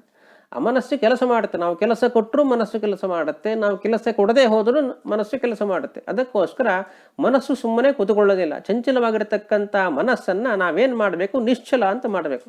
ಅಯ್ಯೋ ಮನಸ್ಸು ಚಂಚಲ, ಅದು ನಿಶ್ಚಲ ಆಗೋದು ಹೇಗೆ ಅಂದರೆ ಭಗವಂತನ ಕಡೆಗೆ ಮನಸ್ಸನ್ನು ತಿರುಗಿಸಿದಾಗ ಅದು ನಿಶ್ಚಲ ಆಗುತ್ತೆ. ಅಂದರೆ ಬೇರೆ ಕಡೆಗೆ ಓಡಿ ಹೋಗೋದನ್ನು ನಿಲ್ಲಿಸಿಬಿಡುತ್ತೆ ಅಂತ. ಹಾಗೆ ಸಮುದ್ರದಲ್ಲಿ ಬರತಕ್ಕಂಥ ತೆರೆಗಳ ರೀತಿಯಲ್ಲಿ ಕಾಮಕ್ರೋಧಾದಿಗಳು ಮನಸ್ಸಿನಲ್ಲಿ ಯಾವಾಗಲೂ ಹುಟ್ಟುತ್ತಾನೆ ಇರ್ತಾವಂತೆ. ಆದ್ದರಿಂದ ಮನಸ್ಸನ್ನು ನಿಶ್ಚೇಷ್ಟಗೊಳಿಸತಕ್ಕಂಥದ್ದು, ನಿಶ್ಚಲಗೊಳಿಸತಕ್ಕಂಥದ್ದು ಅಂದರೆ ಮನಸ್ಸನ್ನು ಸಾಯಿಸುವಂಥದ್ದು ಅಂತ ಅರ್ಥ ಅಲ್ಲ. ಮನುಷ್ಯನ ಮನಸ್ಸಿನಲ್ಲಿ ಸಹಜವಾಗಿ ಹೇಳ್ತಕ್ಕಂತಹ ಈ ಏಳು ಬೀಳುಗಳನ್ನು, ಮನಸ್ಸಿನ ಚಿತ್ತವೃತ್ತಿಗಳನ್ನು ಏನು ಮಾಡಬೇಕು ಅಂದರೆ ಜ್ಞಾನಿಯಾಗಿರತಕ್ಕಂತಹ ಸಾಧಕ ಯೋಗ್ಯ ವಿಷಯದ ಕಡೆಗೆ, ಭಗವಂತನ ಅನುಗ್ರಹವನ್ನು ಸಂಪಾದನೆ ಮಾಡಿಕೊಡತಕ್ಕಂಥ ಪದಾರ್ಥಗಳ ಕಡೆಗೆ ಅದನ್ನು ಕಳುಹಿಸ್ತಾನೆ ಹೊರತು ಬೇರೆ ಲೌಕಿಕ ಪದಾರ್ಥಗಳ ಕಡೆಗೆ ಮನಸ್ಸನ್ನು ಹರಿಯ ಬಿಡುವುದಿಲ್ಲ. ಇದು ಯೋಗ ಅಂತ ಹೇಳ್ತಾರೆ. ಇದನ್ನು ತಪಸ್ಸಿದ್ಧಿ ಅಂತ ಕರೀತಾರೆ. ರಾಜರು ಕೇಳಿರ್ತಕ್ಕಂಥದ್ದು ಆ ದೃಷ್ಟಿಯಿಂದ ರುಕ್ಮಿಣೀಶ್ವರ ವಿಜಯದಲ್ಲಿ ಹೇಳ್ತಾರೆ, ನೋಡು ಭಗವಂತ ನನಗೆ ಕಾಮವನ್ನು ಕೊಡು. ಎಲ್ಲಿ ಕಾಮ ಅಂದರೆ ಕಾಮಸ್ತೇಂಘ್ರಿ ಯುಗಾರ್ಚನೆ ಅಂತ ಹೇಳ್ತಾರೆ. ತೇ ಯುಗಾರ್ಚನೆ ಕಾಮ, ನಿನ್ನ ಪಾದಾರವಿಂದಗಳ ಸೇವೆಯಲ್ಲಿ ನನಗೆ ಕಾಮನೆಯನ್ನು, ಇಚ್ಛೆಯನ್ನು, ಆಸೆಯನ್ನು, ಬಯಕನ್ನು ಹೆಚ್ಚು ಹೆಚ್ಚು ಹೆಚ್ಚು ಕೊಡು ಅಂತ ಕೇಳ್ತಾರೆ. ಹಾಗಾಗಿ ಅಂತಹ ಕಾಮ ಅದು ಒಳ್ಳೆಯದು. ಆ ಕಾಮನೆಯನ್ನು ಲೌಕಿಕ ಪದಾರ್ಥಗಳ ಮೇಲೆ ಹಾಕಿದರೆ ಅದೇ ಕಾಮ ಕೆಟ್ಟದ್ದಾಗುತ್ತೆ. ಹೀಗೆ ಕಾಮ ಒಳ್ಳೆಯದು, ಅದನ್ನು ಭಗವಂತನ ಸೇವೆಗೆ ವಿನಿಯೋಗಿಸಿದಾಗ. ಆದ್ದರಿಂದಲೇ ಪುರುಷಾರ್ಥಗಳಲ್ಲಿ ಯಾವುದು ಶ್ರೇಷ್ಠ ಅಂತ ಪ್ರಶ್ನೆ ಮಾಡಿದಾಗ ಧರ್ಮಶ್ರೇಷ್ಠ ಅಂತ ಕೃಷ್ಣನ ಮುಂದೆ ಯುಧಿಷ್ಠಿರನ ಉತ್ತರ, ಧರ್ಮ ಕಾರ್ಯಕ್ಕೋಸ್ಕರ ಅರ್ಥ ಸಂಪತ್ತು ಬೇಕೇ ಬೇಕು, ಆದ್ದರಿಂದ ಅರ್ಥಶ್ರೇಷ್ಠ ಅಂತ ಅರ್ಜುನನ ಉತ್ತರವಾದರೆ, ಯಾವುದೇ ಒಂದು ಸತ್ಕಾರ್ಯವನ್ನು ಮಾಡಬೇಕಾದರೂ ಕೂಡ ಕಾಮ ಎನ್ನುವಂಥದ್ದು ಬೇಕು, ಕಾಮನೆ ಸದಿಚ್ಛೆ ಎನ್ನುವಂಥದ್ದು ಬೇಕು. ಆದ್ದರಿಂದ ಧರ್ಮಾರ್ಥಗಳಿಗಿಂತಲೂ ಕೂಡ ಕಾಮ ಎನ್ನುವಂಥ ಪುರುಷಾರ್ಥ ಶ್ರೇಷ್ಠ ಅಂತ ಭೀಮಸೇನ ದೇವರ ವಾದ. ಹಾಗೆ ರಾಜರು ಹೇಳತಕ್ಕಂಥದ್ದು, ನನಗೆ ಭಗವಂತನ ಪಾದಾರವಿಂದಗಳಲ್ಲಿ ವಿಶೇಷವಾಗಿರತಕ್ಕಂಥ ಭಕ್ತಿ ಬರಲಿ ಎಂಬಂತಹ ಕಾಮ, ಆ ಕಾಮನೆಯನ್ನು ಭಗವಂತ ನನಗೆ ನೀಡು ಅಂತ ಕೇಳ್ತಾರೆ. ಆಮೇಲೆ ಅಮಲ ಧಿಯಾಂ ಲೋಭ ಅಂತ, ಒಳ್ಳೆಯ ಬುದ್ಧಿ, ಒಳ್ಳೆಯ ಭಕ್ತಿ, ಒಳ್ಳೆಯ ಮನಸ್ಸು, ಒಳ್ಳೆಯ ಜ್ಞಾನ ಬರಬೇಕು. ಅಂತಹ ಬುದ್ಧಿಯಲ್ಲಿ, ಜ್ಞಾನದಲ್ಲಿ ಲೋಭ, ಸಾಮಾನ್ಯವಾಗಿ ಕಾಮ ಅಂದರೆ ಆಸೆ, ಲೋಭ ಅಂದರೆ ಹೆಚ್ಚು ಆಸೆ, ಅತಿ ಆಸೆ. ಅಂತಹ ಅತ್ಯಂತ ಬಹಳಷ್ಟು ಆಸೆಯನ್ನು ನನಗೆ ಜ್ಞಾನ ಸಂಪಾದನೆಯಲ್ಲೇ ಕೊಡು. ಸುಪುಣ್ಯಾರ್ಜನೆ ಮಾತ್ಸರ್ಯಂ ಅಂತ ಹೇಳ್ತಾರೆ. ಪುಣ್ಯ ಸಂಪಾದನೆ ಮಾಡಬೇಕು. ಪುಣ್ಯ ಅಂತ ಹೇಳ್ಬಿಟ್ರೆ ಅದು ಅದೃಷ್ಟ, ಕಣ್ಣಿಗೆ ಕಾಣದೇ ಇರತಕ್ಕಂಥದ್ದು. ಆ ಪುಣ್ಯ ಸಂಪಾದನೆಯಿಂದ ಭಗವಂತನ ಅನುಗ್ರಹ ಪ್ರಾಪ್ತಿ. ಅಂತಹ ಭಗವಂತನ ಅನುಗ್ರಹಕ್ಕೆ ಕಾರಣವಾಗಿರತಕ್ಕಂಥ, ಭಗವಂತನ ತತ್ವಜ್ಞಾನಕ್ಕೆ ಕಾರಣವಾಗಿರತಕ್ಕಂತಹ ಒಳ್ಳೆಯ ಪುಣ್ಯವನ್ನು ತನಗೆ ಹೆಚ್ಚು ಹೆಚ್ಚು ಸಂಪಾದನೆ ಮಾಡಬೇಕು. ಅದರಲ್ಲಿ ಮಾತ್ಸರ್ಯವನ್ನು ಕೊಡು. ಚರಿತಾನುಕೀರ್ತನ ಸುಧಾಪಾನಾತ್ ಮದಃ, ಕಾಮ, ಕ್ರೋಧ, ಲೋಭ, ಮೋಹ, ಮದ ಅಂತ ಹೇಳ್ತಾರೆ. ಮದ ಅಂತ ಹೇಳಿಬಿಟ್ರೆ ಇಲ್ಲಿ ಯಾವುದರಲ್ಲಿ ಮದ ಅಂದರೆ ಪ್ರಮತ್ತ, ಅಯ್ಯೋ ಏನು ಸುರಾಪಾನವನ್ನು ಮಾಡಿರ್ತಕ್ಕಂಥ ರೀತಿಯಲ್ಲಿ ಮದ ಅಂತ. ಇಲ್ಲಿ ಚರಿತಾನುಕೀರ್ತನ ಸುಧಾಪಾನ, ಹೌದು ಸುರಾಪಾನವನ್ನು ಮಾಡಿದಾಗ ಬರತಕ್ಕಂತಹ ಮದ ಒಂದು. ಆದರೆ ಇಲ್ಲಿ ಸುರಾಪಾನ ಅಂದರೆ ಸುಧಾಪಾನಾತ್ ಮದಃ, ಸುಧಾಪಾನವನ್ನು ಮಾಡಿದ್ರಿಂದ, ಶ್ರೀಮನ್ ನ್ಯಾಯ ಸುಧಾಪಾನವನ್ನು ಮಾಡಿದ್ರಿಂದ ಮದ. ಎಂತಹ ಸುಧಾ ಅಂತ ಹೇಳ್ಬಿಟ್ರೆ ಚರಿತಾನುಕೀರ್ತನ ಸುಧಾಪಾನ, ಭಗವಂತನ ಚರಿತ್ರೆ, ಭಗವಂತನ ರಾಮದೇವರ, ಶ್ರೀಕೃಷ್ಣನ ವಿಶೇಷವಾಗಿರತಕ್ಕಂಥ ಚರಿತ್ರೆಗಳನ್ನು ಶ್ರವಣ ಮಾಡತಕ್ಕಂಥದ್ದು, ಚರಿತ್ರೆಗಳನ್ನು ಹೇಳತಕ್ಕಂಥದ್ದು, ಭಗವಂತನ ಗುಣಗಾನ ಮಾಡತಕ್ಕಂಥದ್ದು, ಭಗವಂತನ ಕೀರ್ತನೆಗಳನ್ನು ಹಾಡತಕ್ಕಂಥದ್ದು. ಇಂತಹ ಚರಿತಾನುಕೀರ್ತನ ಅದೇ ಒಂದು ದೊಡ್ಡದಾಗಿರತಕ್ಕಂಥ ಸುಧೆ, ಅದೇ ಅಮೃತ. ಅದಕ್ಕೆ ಸಮಾನವಾಗಿರತಕ್ಕಂಥ ಅಮೃತ ಮತ್ತೊಂದಿಲ್ಲ. ಅಮೃತ ಅಂದರೆ ಮರಣ ಇಲ್ಲದೆ ಇರತಕ್ಕಂಥ ರೀತಿಯಲ್ಲಿ ರಕ್ಷಣೆ ಮಾಡತಕ್ಕಂಥದ್ದು. ಹಾಗಾಗಿ ಅಮೃತವನ್ನು ಯಾರು ಪಾನ ಮಾಡ್ತಾರೆ ಅವರು ಅಮೃತರೇ ಆಗಿಬಿಡ್ತಾರೆ, ಮೃತಿರಹಿತರಾಗ್ತಾರೆ. ಅಂತಹ ಈ ಚರಿತಾನುಕೀರ್ತನ, ಭಗವಂತನ ಗುಣಗಾನ, ಭಗವಂತನ ಕಥೆಗಳ ಚರಿತ್ರೆಗಳ ಶ್ರವಣೆ ಇದೆಲ್ಲವೂ ಕೂಡ ಮನುಷ್ಯನನ್ನು ಅಮೃತ ಅಂತ ಮಾಡುತ್ತೆ, ಅಂತಹ ಅಮೃತತ್ವವನ್ನು ಕೊಡುತ್ತೆ. ಅಂತಹ ಅಮೃತವನ್ನು, ಸುಧಾಪಾನವನ್ನು ಮಾಡಿಸಿ ಅದರಿಂದ ನನಗೆ ಮದವನ್ನು ಕೊಡು ಅಂತ ಹೇಳ್ತಾರೆ. ಶತ್ರುಷು ಕ್ರೋಧ, ಕೋಪ, ಸಿಟ್ಟು ಬೇಕು ಅಂತ ಹೇಳ್ತಾರೆ. ನಚಿಕೇತಗಳಿರ್ತಕ್ಕಂಥದ್ದು ತನ್ನ ತಂದೆಗೆ ತನ್ನ ಮೇಲಿರತಕ್ಕಂಥ ಸಿಟ್ಟು ಹೋಗಲಿ, ಸೌಮನಸ್ಸ ಬರಲಿ ಅಂತ ಕೇಳಿದ್ದಾನಲ್ವಾ. ರಾಜರು ಕೇಳತಕ್ಕಂಥದ್ದು ತನಗೆ ಸಿಟ್ಟು ಕೊಡುವಂತೆ. ಯಾರ ಮೇಲೆ ಸಿಟ್ಟು ಕೊಡಬೇಕು? ಜ್ಞಾನಿಗಳ ಮೇಲೆ, ಭಗವದ್ಭಕ್ತರ ಮೇಲೆ ಕೋಪ ಕ್ರೋಧ ಅಲ್ಲ, ಶತ್ರುಗಳ ಮೇಲೆ, ಭಗವದ್ವೇಷಿಗಳ ಮೇಲೆ, ವೇದ ಮುಂತಾಗಿರ್ತಕ್ಕಂತಹ ಭಗವಂತನ ಗುಣಗಾನ ಮಾಡತಕ್ಕಂತಹ ಗ್ರಂಥಗಳನ್ನು ನಿಂದೆ ಮಾಡತಕ್ಕಂಥವರ ಮೇಲೆ ಕ್ರೋಧ. ಆ ಕ್ರೋಧವನ್ನು ನನಗೆ ನೀಡು. ಭಕ್ತ ಜನೇಶು ರಾಗ. ರಾಗ ಅಂದರೆ ಅನುರಾಗ, ಅನುರಾಗ ಅಂದರೆ ಮೋಹ, ಶೋಕ ಮೋಹ ಅಂತ ಹೇಳಿದ್ರಲ್ಲ, ಮಮಕಾರದಿಂದ ಮೋಹ ಬರತಕ್ಕಂಥದ್ದು ಅಂತ. ಹೌದು, ಅಂತಹ ರಾಗವನ್ನು, ಮಮಕಾರವನ್ನು ನನಗೆ ಮೊಗವನ್ನು ಕೊಡು ಅಂತ ಹೇಳ್ತಾರೆ. ಎಲ್ಲಿ ಅಂದರೆ ಭಕ್ತ ಜನೇಶು, ಭಗವಂತ ನಿನ್ನ ಭಕ್ತರಲ್ಲಿ, ನಿನ್ನ ಭಗವದ್ಭಕ್ತರ ಭಕ್ತರಲ್ಲಿ. ಹೀಗೆ ಅಂತಹ ಭಕ್ತರಲ್ಲಿ ತನಗೆ ವಿಶೇಷವಾಗಿರತಕ್ಕಂತಹ ರಾಗ ಮೋಹ ಎನ್ನುವಂಥದ್ದನ್ನು ನೀಡು. ಹೀಗೆ ರಾಜರು ಕೇಳತಕ್ಕಂಥದ್ದು. ಕಾಮಸ್ತೇಂಘ ಯುಗಾರ್ಚನೆ ಮಲಧಿಯಾಂ ಲೋಭಸ್ಸು ಪುಣ್ಯಾರ್ಜನೆ ಮಾತ್ಸರ್ಯಂ ಚರಿತಾನುಕೀರ್ತನ ಸುಧಾ ಪಾನಾನ್ಮದ ಶತ್ರುಷು ಕ್ರೋಧೋ ಭಕ್ತ ಜನೇಶು ರಾಗ ಉದಯಾತ್ ಶ್ರೀ ವಿಠ್ಠಲಾನ್ಯತ್ರನೋ ಯತ್ ಶತ್ರುರ್ ನಹಿ ಶತ್ರುರುಚ್ಚ ನಿಲಯ ಸ್ಯಾನ್ಯಸ್ಯ ಶತ್ರುರ್ ಭವೇತ್. ಹೀಗೆ ಆದ್ದರಿಂದ ಕೋಪ ಕ್ರೋಧ ಇದೆಲ್ಲವನ್ನ ಕೊಡುವಂತ ಕೇಳಿರ್ತಕ್ಕಂಥ ರಾಜರು. ಆದ್ದರಿಂದ ಈ ಕೋಪ ಅರಿಷಡ್ ವರ್ಗಗಳು ಯಾರಿಗೆ ಶತ್ರುಗಳು ಅಂತಾಗುತ್ತವೆ ಅಂದರೆ ಅಜ್ಞಾನಿಗಳಿಗೆ ಯಾರು ಶತ್ರುಗಳೇ, ಆದರೆ ಜ್ಞಾನಿಗಳಿಗೆ ಇದು ಯಾವುದೂ ಕೂಡ ಶತ್ರು ಅಂತಲೇ ಅಲ್ಲ. ಆದ್ದರಿಂದ ಇಲ್ಲಿ ಹೇಳತಕ್ಕಂಥದ್ದು ವಿಶೇಷವಾಗಿ ರಾಜರು ಹೇಗೆ ತತ್ವಜ್ಞಾನ ಎನ್ನುವಂಥದ್ದು ಶ್ರೇಯಸ್ಸಾಧನವೋ ಅದೇ ರೀತಿ ಐಹಿಕ ಸುಖವನ್ನು ಕೊಡತಕ್ಕಂತಹ ಐಹಿಕ ಪದಾರ್ಥಗಳು ಕೂಡ ಜ್ಞಾನಿಯ ದೃಷ್ಟಿಯಲ್ಲಿ ಅದು ಶ್ರೇಯಸ್ಸಾಧನವೇ ಆಗತ್ತೆ ಅಂತ ರಾಜರು ಅಭಿಪ್ರಾಯವನ್ನು ಪಡ್ತಕ್ಕಂಥದ್ದು ತಮ್ಮ ವ್ಯಾಖ್ಯಾನದಲ್ಲಿ ಅಂತ. ಇಷ್ಟು ಉಪನಿಷತ್ತು. ಪುನಃ ಮುಂದೆ ಹೇಳತಕ್ಕಂಥದ್ದು ಶ್ರೇಯಶ್ಚ ಪ್ರೇಯಶ್ಚ ಮನುಷ್ಯಮೇತಸ್ತೌ ಸಂಪರೀತ್ಯ ವಿವಿನಕ್ತಿ ಧೀರ ಶ್ರೇಯೋ ಧೀರೋ ಅಭಿಪ್ರೇಯಸೋ ವೃಣೀತೆ ಪ್ರೇಯೋ ಮಂದೋ ಯೋಗಕ್ಷೇಮಾನ್ ವೃಣೀತೆ ಅಂತ. ಆ ಶ್ರೇಯಸ್ಸು ಪ್ರೇಯಸ್ಸು ಅದನ್ನೇ ಮುಂದೆ ಹೇಳತಕ್ಕಂಥದ್ದು. ಮೋಕ್ಷ ಸಾಧನ ಅದು ಶ್ರೇಯಸ್ಸು, ಐಹಿಕ ಸುಖ ಸಾಧನ ಅದು ಪ್ರೇಯಸ್ಸು. ಹೀಗೆ ಇವೆರಡೂ ಕೂಡ ಮನುಷ್ಯನಿಗೆ ಜೀವನಿಗೆ ಸಿಗತಕ್ಕಂಥದ್ದು. ಹೇಗೆ ಸಿಗ್ತಾವೆ, ಯಾವಾಗ ಸಿಗ್ತಾವೆ ಅಂದರೆ ಆಯಾ ಜೀವರ ಕರ್ಮಗಳಿಗೆ ಅನುಗುಣವಾಗಿ ಅವರು ಮಾಡತಕ್ಕಂತಹ ಸಾಧನೆಗೆ ಅನುಗುಣವಾಗಿ ಶ್ರೇಯಸ್ಸು ಸಿಗುತ್ತೆ, ಪ್ರೇಯಸ್ಸು ಸಿಗುತ್ತೆ, ಎರಡೂ ಕೂಡ ಸಿಗುತ್ತೆ. ಆದರೆ ಧೀರ ಅಂದರೆ ಧೈರ್ಯಶಾಲಿ ಅಂತ ಅರ್ಥ. ಧೈರ್ಯಶಾಲಿ ಅಂತ ಹೇಳ್ಬಿಟ್ರೆ ಅಯ್ಯೋ ಬೇಕಾದಷ್ಟು ತಿಂದು ಉಂಡು ಬೇಕಾದಷ್ಟು ನೋಡೋದಕ್ಕೆ ತುಂಬ ಚೆನ್ನಾಗಿದ್ದಾನೆ, ದಷ್ಟಪುಷ್ಟನಾಗಿದ್ದಾನೆ, ಅವನಿಗೆ ಎಂತಹ ಕೆಲಸ ಮಾಡುವುದಕ್ಕೂ ಕೂಡ ಧೈರ್ಯ ಇದೆ ಅಂತ ಧೈರ್ಯಶಾಲಿ ಎಂಬಂಥ ಅರ್ಥದಲ್ಲಿ ಒಂದು ರೀತಿಯಲ್ಲಿ ಬಳಕೆ ಆದರೆ ಕೇವಲ ದೈಹಿಕ ಸಾಮರ್ಥ್ಯ ಇರತಕ್ಕಂಥವನನ್ನು ಮಾತ್ರ ಧೀರ ಅಂತ ಹೇಳೋದಲ್ಲ. ಧೀರ ಅಂದರೆ ಕೃಷ್ಣ ಭಗವದ್ಗೀತೆಯಲ್ಲಿ ಹೇಳಿದಾಗ ಧೀರಸ್ತತ್ರ ನಮುಹ್ಯತಿ ಅಂದರೆ ಧಿಯಾ ರಮತೆ ಇತಿ ಧೀರ ಅಂತ. ಯಾರು ವಿವೇಕಿ ಅಂತ ಅರ್ಥ, ಬುದ್ಧಿಶಾಲಿ ಅಂತ ಅರ್ಥ. ಧೀರ ಅಂದರೆ ಧೈರ್ಯಶಾಲಿ ಅಂದರೆ ಯಾವುದರಲ್ಲಿ ಧೈರ್ಯ, ಒಳ್ಳೆ ಬುದ್ಧಿಶಕ್ತಿ ಇರತಕ್ಕಂಥವನನ್ನೇ ಧೈರ್ಯಶಾಲಿ ಅಂತ ಕರೆಯತಕ್ಕಂಥದ್ದು. ಹಾಗಾಗಿ ಧೀರ ಅಂದರೆ ಬುದ್ಧಿವಂತ ಅಂತ ಅರ್ಥ. ಅಂದರೆ ವಿವೇಕಿಯಾಗಿರತಕ್ಕಂತಹ ಜ್ಞಾನಿಯಾಗಿರತಕ್ಕಂತಹ ಮನುಷ್ಯ ಏನು ಮಾಡ್ತಾನಂದರೆ ತವು ಸಂಪರೀತ್ಯ ವಿವಿನಕ್ತಿ ಅಂತ ಹೇಳ್ತಾರೆ. ಅದು ಆಲೋಚನೆ ಮಾಡ್ತಾನಂತೆ, ತನ್ನ ವಿವೇಕ ಬುದ್ಧಿಯನ್ನು ಉಪಯೋಗಿಸಿಕೊಂಡು ಪರಮ ಪುರುಷಾರ್ಥವನ್ನು ಆತ್ಯಂತಿಕ ಸುಖವನ್ನು ಯಾವುದು ನೀಡುತ್ತೆ ಅಂತ ಆಲೋಚನೆಯನ್ನು ಮಾಡಿ ಶ್ರೇಯ ಪ್ರಣೀತೆ, ಅವನು ಶ್ರೇಯಸ್ಸನ್ನು ಮೋಕ್ಷ ಸಾಧನಭೂತವಾಗಿರ್ತಕ್ಕಂಥ ಭಗವಂತನ ತತ್ವಜ್ಞಾನವನ್ನೇ ಅಪೇಕ್ಷಿಸ್ತಾನೆ, ಅದನ್ನೇ ಆಯ್ಕೆ ಮಾಡಿಕೊಳ್ತಾನೆ. ಅದಕ್ಕೆ ವಿಪರೀತವಾಗಿ, ಅದಕ್ಕೆ ವಿರುದ್ಧವಾಗಿ ಮಂದಹ ಅಂತ ಹೇಳ್ತಾರೆ. ಮಂದಹ ಅಂದರೆ ಅಲ್ಪ, ಅವಿವೇಕಿ, ತಿಳಿಗೇಡಿ, ಬುದ್ಧಿಹೀನ ಅಂತ ಹೇಳ್ತೇನೆ. ಹಾಗೆ ಧೀರ ಅಂದರೆ ಜ್ಞಾನಿ ಎಂಬಂಥ ಅರ್ಥವೋ ಅದೇ ರೀತಿಯಾಗಿ ಅದಕ್ಕೆ ವಿರುದ್ಧವಾಗಿರತಕ್ಕಂಥದ್ದು ಅಧೀರ ಅಂದರೆ ಅಲ್ಪ ಅಂತ ಅರ್ಥ. ಬುದ್ಧಿಹೀನನಾಗಿರ್ತಕ್ಕಂಥವನು ಏನು ಮಾಡ್ತಾನಂದರೆ ತತ್ವಜ್ಞಾನ ಮೋಕ್ಷ ಇದು ಯಾವುದರಲ್ಲಿಯೂ ಕೂಡ ಅವನಿಗೆ ಆಸಕ್ತಿಯೂ ಇರುವುದಿಲ್ಲ, ಮತ್ತು ಅದರಲ್ಲಿ ನಂಬಿಕೆ ಕೂಡ ಇರೋದಿಲ್ಲ. ಅವನಿಗೇನಂದರೆ ಕಣ್ಣಿನ ಮುಂದೆ ಕಾಣತಕ್ಕಂತಹ, ನಮಗೆ ಇಲ್ಲಿ ಏನು ಕಾಣುತ್ತೆ, ಹೊರಗಡೆ ಲೌಕಿಕ ಪದಾರ್ಥಗಳನ್ನು ನೋಡಿದಾಗ ಈ ಪದಾರ್ಥಗಳಿಂದ ತನಗೆ ಸುಖ ಸಂತೋಷ ಸಿಗತ್ತೆ ಎನ್ನುವಂತಹ ಜ್ಞಾನ ಮಾತ್ರ ಇರುತ್ತೆ.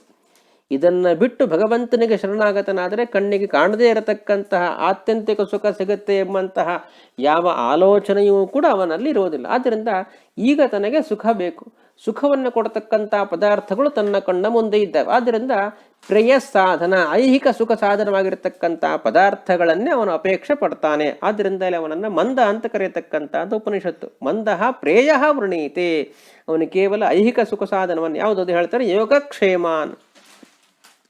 ಯೋಗಕ್ಷೇಮ ಅಂತ ಹೇಳ್ತಾರೆ. ಯೋಗ ಅಂದರೆ ಅಪ್ರಾಪ್ತಸ್ಯ ಪ್ರಾಪ್ತಿ ಯೋಗ ಅಂತ. ಇಲ್ಲಿಯವರೆಗೆ ನಮಗೆ ಸಿಕ್ಕಿಲ್ಲ, ಇಲ್ಲಿಯವರೆಗೆ ನಮಗೆ ಸಿಗದೇ ಇರತಕ್ಕಂತಹ ವಸ್ತುವನ್ನು ಸಂಪಾದನೆ ಮಾಡಿಕೊಳ್ಳತಕ್ಕಂಥದ್ದನ್ನು ಯೋಗ ಅಂತ ಕರೀತಾರೆ. ಕ್ಷೇಮ ಅಂದರೆ ಪ್ರಾಪ್ತಸ್ಯ ಪರಿರಕ್ಷಣಂ ಕ್ಷೇಮ ಅಂತ. ಆ ವಸ್ತು ಸಿಗಿರಲಿಲ್ಲ, ಕಷ್ಟಪಟ್ಟು ಸಂಪಾದನೆ ಮಾಡಿದ್ದೇವೆ, ವಸ್ತು ಸಿಕ್ಕಿತು, ಸಿಕ್ಕಿರತಕ್ಕಂತಹ ವಸ್ತುವನ್ನು ದಕ್ಕಿಸಿಕೊಳ್ಳತಕ್ಕಂಥದ್ದನ್ನು ಕ್ಷೇಮ ಅಂತ ಕರೀತಾರೆ. ಹೀಗೆ ಯೋಗ ಕ್ಷೇಮ. ಇದನ್ನು ಯೋಗಕ್ಷೇಮ ಅಂದರೆ ಅವಿವೇಕಿಯಾಗಿರತಕ್ಕಂತಹ ಮನುಷ್ಯ ತನ್ನ ಐಹಿಕ ಸುಖ, ಲೌಕಿಕ ಸುಖಕ್ಕೆ ಕಾರಣವಾಗಿರತಕ್ಕಂತಹ ವಸ್ತುಗಳೇನು ತನಗೆ ಸಿಕ್ಕಿಲ್ಲ, ಅವುಗಳ ಸಂಪಾದನೆಗೆ ಕಷ್ಟಪಡ್ತಾನೆ. ಮತ್ತು ಆ ಸಂಪಾದನೆ ಮಾಡಿದ ಮೇಲೆ ಅವುಗಳ ರಕ್ಷಣೆಗೂ ಕಷ್ಟಪಡ್ತಾನೆ. ಹೀಗೆ ಧನ ಕನಕಾದಿ ಸಂಪತ್ತು ಏನಿದೆ ಅಲ್ವಾ, ಅದು ದುಃಖಕ್ಕೆ ಕಾರಣ ಯಾಕೆ, ಸುಖಕ್ಕೆ ಕಾರಣ ಯಾಕೆ ಅಲ್ಲ. ಅಂದರೆ ಇಲ್ಲದೆ ಇರುವಾಗಲೂ ದುಃಖವನ್ನೇ ಕೊಡುತ್ತೆ. ಅಯ್ಯೋ ಇಲ್ಲ ಇಲ್ಲ ಎಂಬಂತಹ ಕೊರಗಿನಿಂದ ಮನುಷ್ಯ ಕಷ್ಟಪಡ್ತಾನೆ. ಅದನ್ನು ಸಂಪಾದನೆ ಮಾಡೋದಕ್ಕೆ ಬಹಳಷ್ಟು ಕಷ್ಟಪಡ್ತಾನೆ. ಹಾಗಾಗಿ ಸಂಪಾದನೆ ಇಲ್ಲದೆ ಇರುವಾಗಲೂ ದುಃಖ, ಅದನ್ನು ಸಂಪಾದನೆ ಮಾಡುವಾಗಲೂ ಕಷ್ಟ ದುಃಖಗಳು.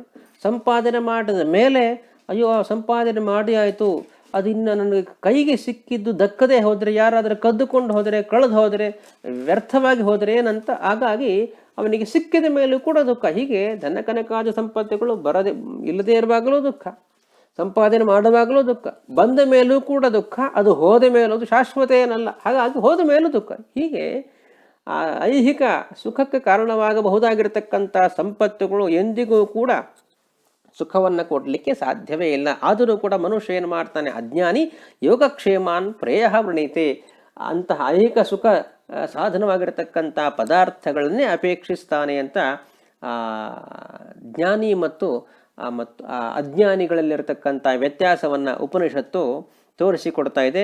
ಪುನಃ ಮುಂದುವರೆದು ಹೇಳುತ್ತೆ, ಸತ್ವಂ ಪ್ರಿಯಾನ್ ಪ್ರಿಯ ರೂಪಾಶ್ಚ ಕಾಮಾನ್ ಅಭಿಧ್ಯಾಯನ್ ನಚಿಕೇತೋಸ್ತ್ಯಸ್ರಾಕ್ಷೀ ನೈತಾಂ ಶೃಂಕಾಂ ವಿತ್ತಮಯೀಂ ಅವಾಪ್ತಃ ಯಸ್ಯಾಂ ಮಜ್ಜಂತಿ ಬಹವೋ ಮನುಷ್ಯಾಃ.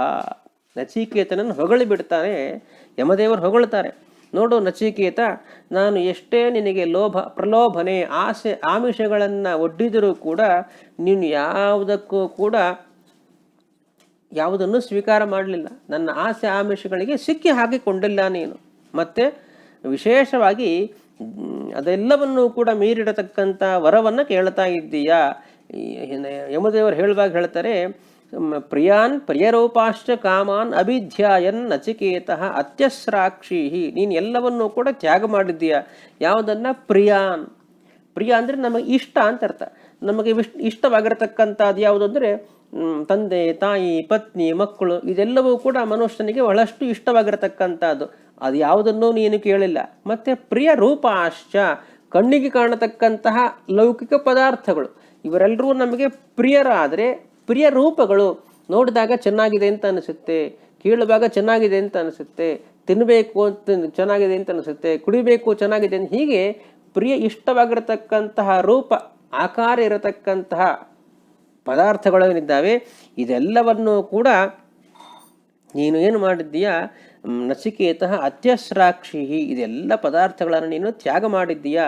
ಒಂದು ಕಡೆಯಲ್ಲಿ ಪ್ರಿಯರಾಗಿರತಕ್ಕಂತಹ ಪತ್ನಿ ಪುತ್ರ ಆದರೆ, ಮತ್ತೊಂದು ಕಡೆ ಸುಖಕ್ಕೆ ಕಾರಣವಾಗಬಹುದಾಗಿರತಕ್ಕಂತಹ ಧನ ಕನಕಾದಿಗಳನ್ನು ಕೂಡ ನೀನು ತ್ಯಾಗ ಮಾಡಿದ್ದೀಯ. ಆದ್ದರಿಂದ